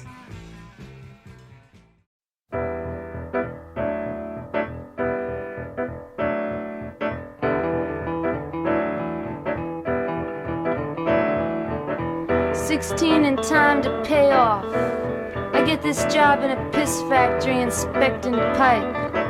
40 hours, $36 a week, but it's a paycheck. Patti Smith grew up in New Jersey, the daughter of a devout Jehovah's Witness mother, and had a very strict religious upbringing. At the age of 4, she came down with scarlet fever and malaria, which led to hallucinations and left her with a very active imagination. It made her interested in art, but her family told her art has no place in Jesus' world. When she hit puberty, her masturbatory fantasies blended sex with weird imagery, two things that were forbidden. Naturally, she rebelled, and chose art as her vocation. A very gawky girl, she suffered the mockery of the people around her, which made her even more inclined to escape that world. In 1967, aged 20, she made it to New York, and blended with the bohemian crowd that recognized that she had something. At first, she tried painting, but then realized poetry was her calling. In 1971, she teamed up with rock journalist Lenny Kaye to do public readings of her poetry. Kaye just used an electric guitar to make noise, while Smith delivered her searing lines. Christ died for somebody's sins, but not mine. Melting in a pot of thieves, wild card up my sleeve, thick heart of stone, my sins my own, they belong to me. I engraved and engraved my own palm's sweet black X. Adam placed no hex on me. I embrace Eve and take full responsibility for every pocket I've picked, mean and slick, for every Johnny A song I've bawled to, for every rock and roll song I've bawled to, long before the church made it neat and right. So Christ, I'm giving you the goodbye. I'm following you tonight. I can make my own light shine, and darkness too is equally fine. You can get strung up for my brother, baby, but for me, I draw the line. You died for somebody's sins, honey, but not mine. In her poem Oath, Patti declares herself a damned poet. She rejects the salvation of Christ and takes responsibility for her sins. She embraces this world, this earthly life that is full of sin and misery, but also full of beauty, and vows to take those things she was taught were sinful and turn them into beauty. Rock and roll music, we hear, is one of those sinful things. Could it also be how she can make her light shine? Still not sure of her way, Patti traveled to Paris in the summer of '72 and visited the graves of Arthur Rimbaud and Jim Morrison, the two poets she idolized, hoping to get inspiration. But she got nothing from those graves and realized she should stop idolizing others and do her own thing. Upon return, she started writing for Cream magazine, using her talent for rock criticism, sharing the magazine's love for early rock and roll. Lenny Kaye, meanwhile, launched a project called Nuggets, a series of albums that compiled the best garage records of the mid-60s, introducing them to the young generation, especially those kids who wanted to escape the boredom of progressive rock. They kept performing together, and after adding the pianist Richard Soll, started to sound more like a rock band.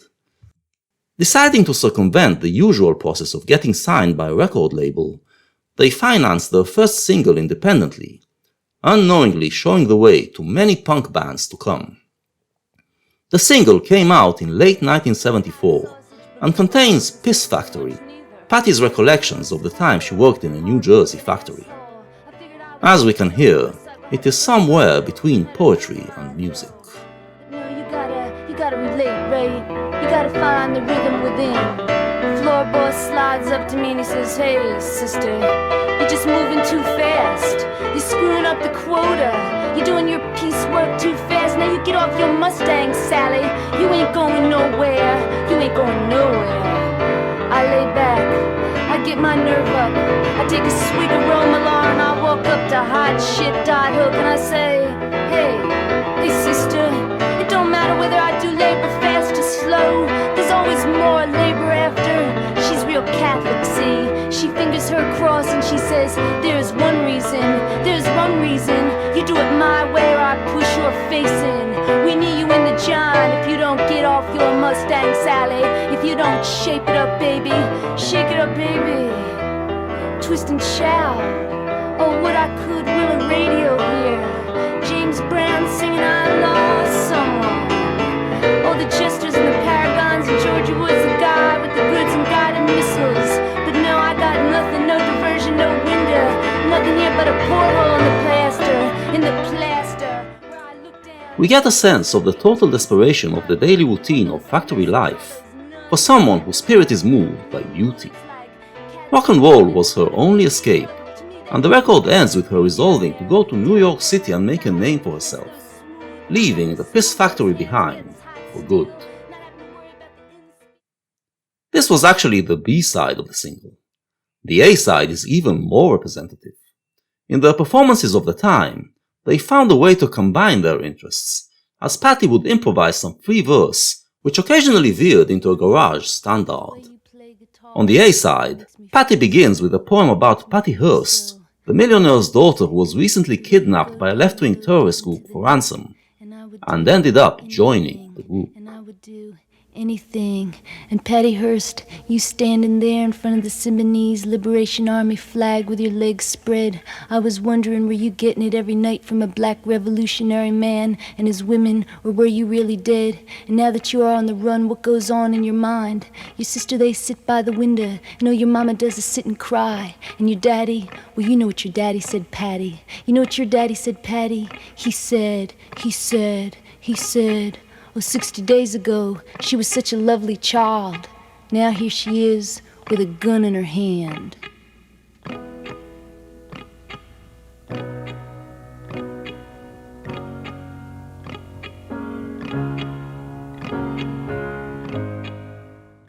The line "with a gun in her hand" serves as the point to launch into Hey Joe, and they deliver a full rendition of the violent garage classic, but it ends differently. Sharing first name with Hearst, Smith channels her, and it becomes a song of woman's liberation. In Patti Smith's world, it doesn't matter if you're rich or poor, working in a piss factory or an heiress. You want out of this world of mid-70s America. You want to find a more exciting reality.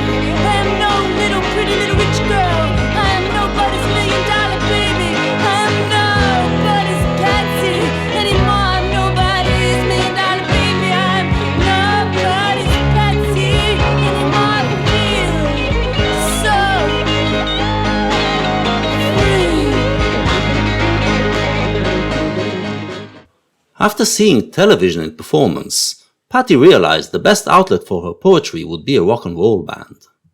Tom Verlaine provided guitar work on this single, but then she enlisted Ivan Kral on guitar and bass and J.D. Doherty on drums. Going under the name the Patti Smith Group, they were soon signed by Arista Records. In late 1975, they released Horses, one of the most incredible debut albums in rock history.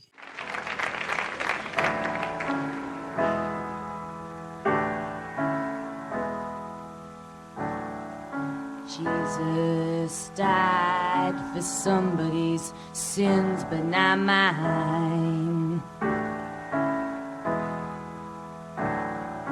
Melting in a pot of thieves, wild card of my sleeve, thick, hot as stone. My sins, my own, they belong to me.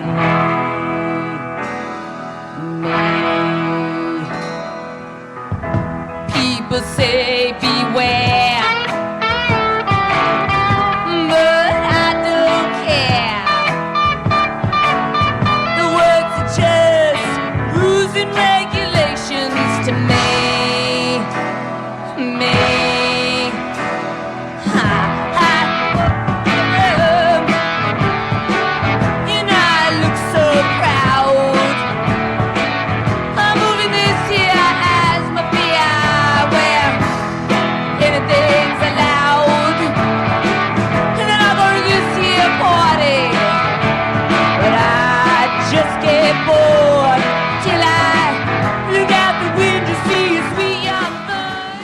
The opening track developed out of improvisations on her poem Oath, and the first verse is the same, but then she expands on what it is like to live as a damned poet. She finds herself in a world of ennui, but this world also contains some real beauty, which is personified here in the form of a young woman. She feels attraction to her, and resolves to have her, but the more she tells us about this chick, we get this crazy feeling that we already know her. Through the hole in a big red dress set. Oh, she looks so good. Oh, she looks so fine. And I got crazy feeling that I'm gonna make her mine. Oh, I hear this knocking on my door. Hear this knocking on my door. And I look up, reach out the clock and say, oh my God, it's midnight, and my baby is walking through the door. She whispers to me and I take the big look and oh, she's so good. Oh, she's so fine. And I got this crazy feeling that I just made my mind. And I said, darling, tell me your name. Tell me your name. Whisper to me. Tell me your name. And the name is. And the name is. And the name is. And the name is J.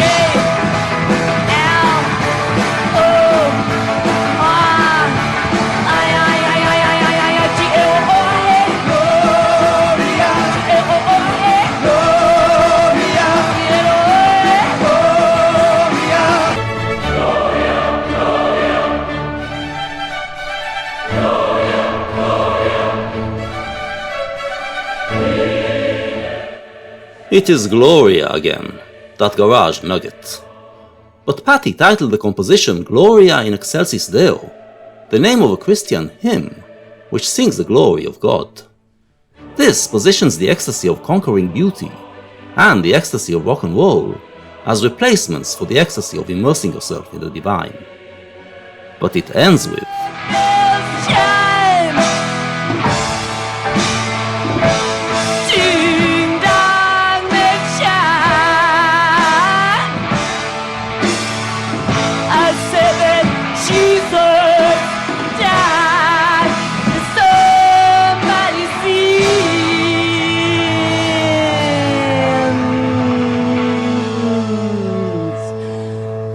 not mine. Happy Easter, CBGBs. GLO-OIA.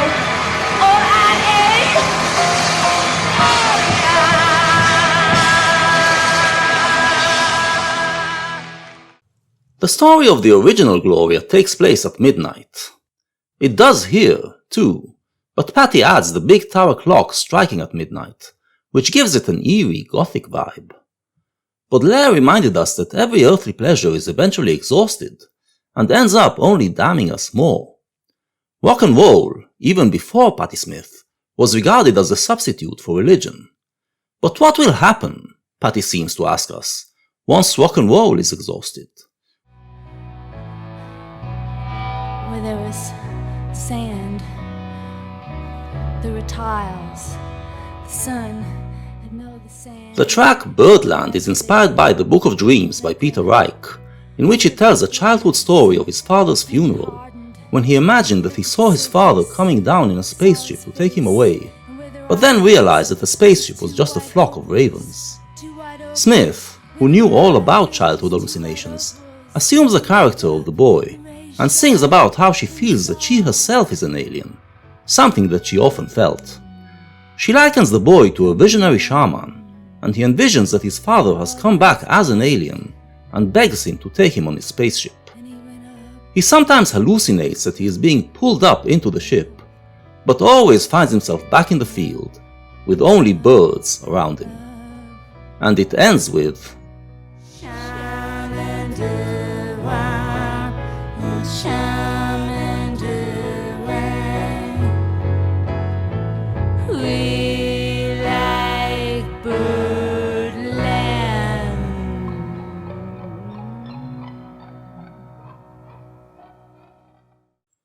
Once again, it all ends up in return to early rock and roll.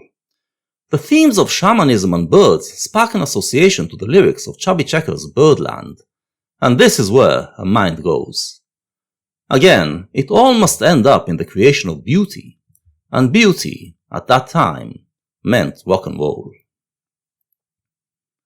The hallucinations continue in the track Break It Up, co-written with Tom Verlaine, in which she recounts a dream that she had about Jim Morrison. She dreamed him trapped in a marble statue, a symbol of idolatry. But then he manages to break out of it and spread his wings, revealing himself as an angel. He calls on her to do the same, and she, like the boy in Birdland, feels drawn up to him and calls to him to take her up with him. She then feels herself breaking out of her skin and spreading her own wings as a poet.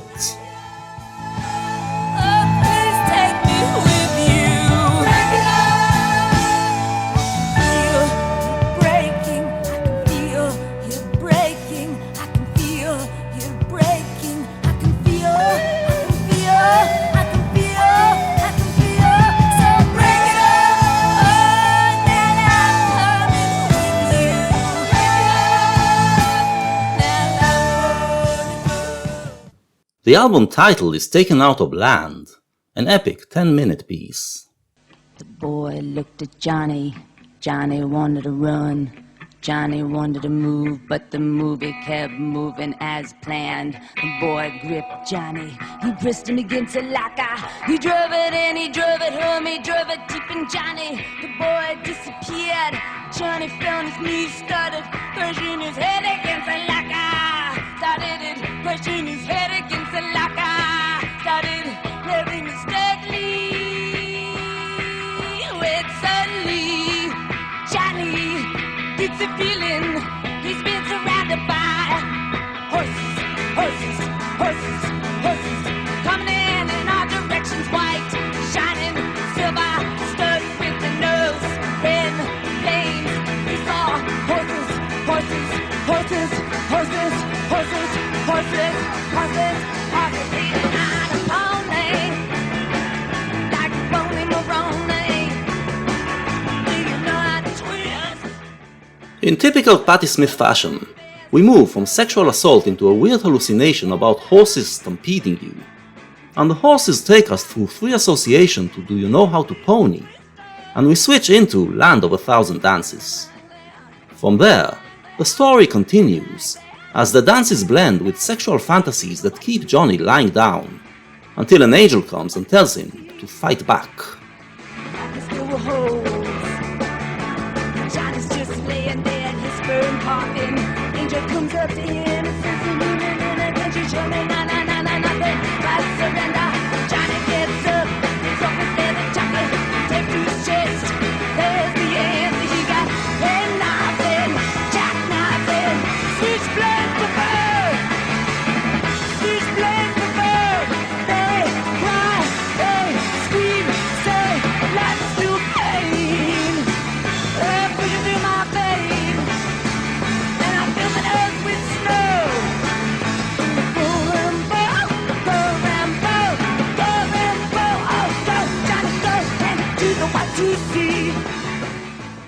Johnny snorts some cocaine that makes him feel stronger, and he feels the rebellious power of Rimbaud coursing in his veins, combined with the power of Johnny B. Good, the quintessential rock and roll hero.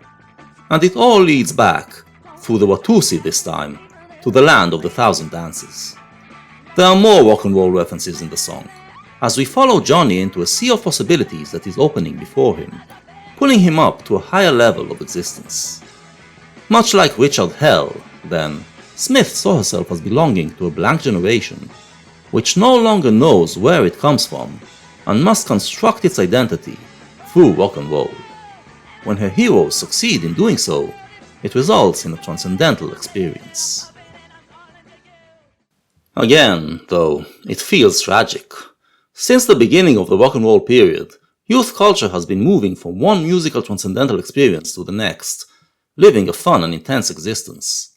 In the early 70s, it felt like the rock and roll lemon was squeezed dry, and transcendence was hard to come by.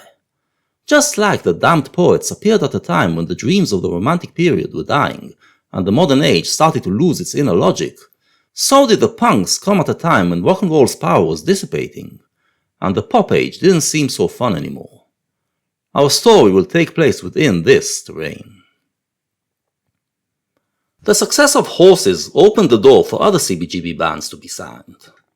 The obvious choice was Television, but they were in shambles after Hell's departure, and still working on redefining their sound. So the next band to release an album, in the spring of 1976, was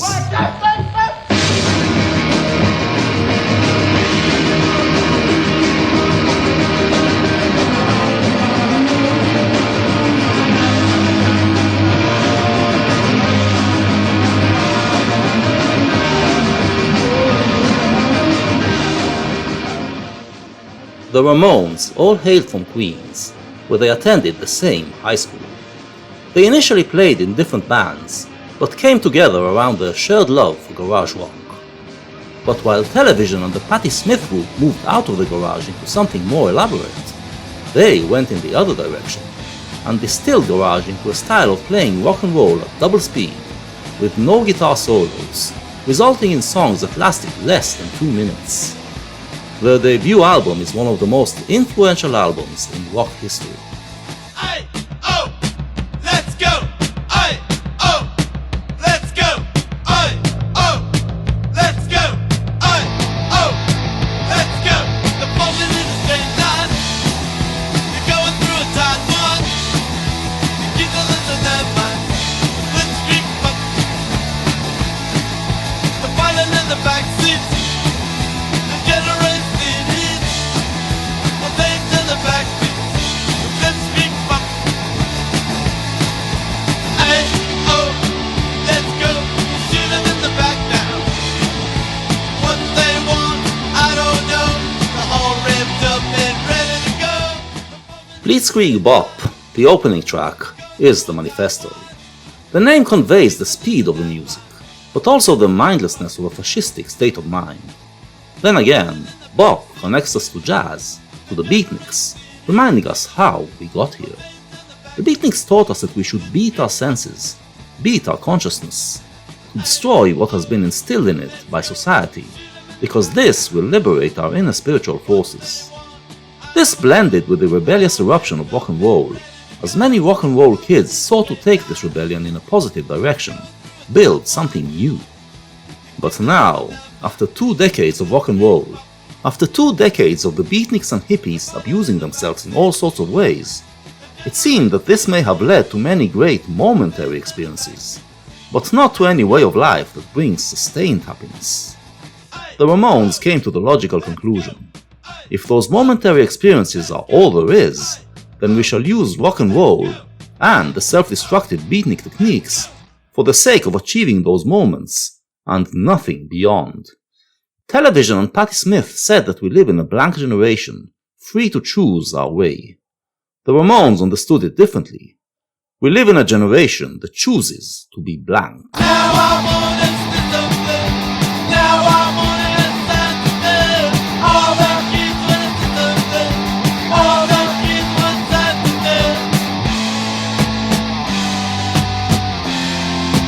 One, two, sunglift. Now I wanna have sun to dip. All the kids want us to sunglift. All the kids want sun to dip. And this is the entire song. This stupid verse, repeated several times, demystifying the idea of drug intake as a way to new insights. This should not be taken too seriously, though. Everything the Ramones did was tongue-in-cheek, poking fun at the seriousness that overtook the rock world. Instead of profound statements, they were just expressing the most primitive forms of fun. Beat on the brat, beat on the brat, beat on the brat with a baseball bat. Oh yeah, oh yeah, oh ho.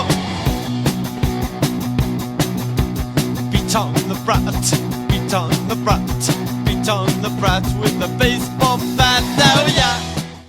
And so, the movement that began with adopting the sensibility of the damned poets into the rock world ended in the dumbass nihilism of the Ramones, and it would be the Ramones style that would ignite the punk boom. But the sensibility wasn't lost. The dumbness of punk folded within it its entire history. Once the initial punk explosion would cool down, it would crystallize into many forms, and this history would find ways to manifest itself in it. It would end up revolutionizing rock and roll, giving it new life. It is a great story, and it is the story that we shall tell here.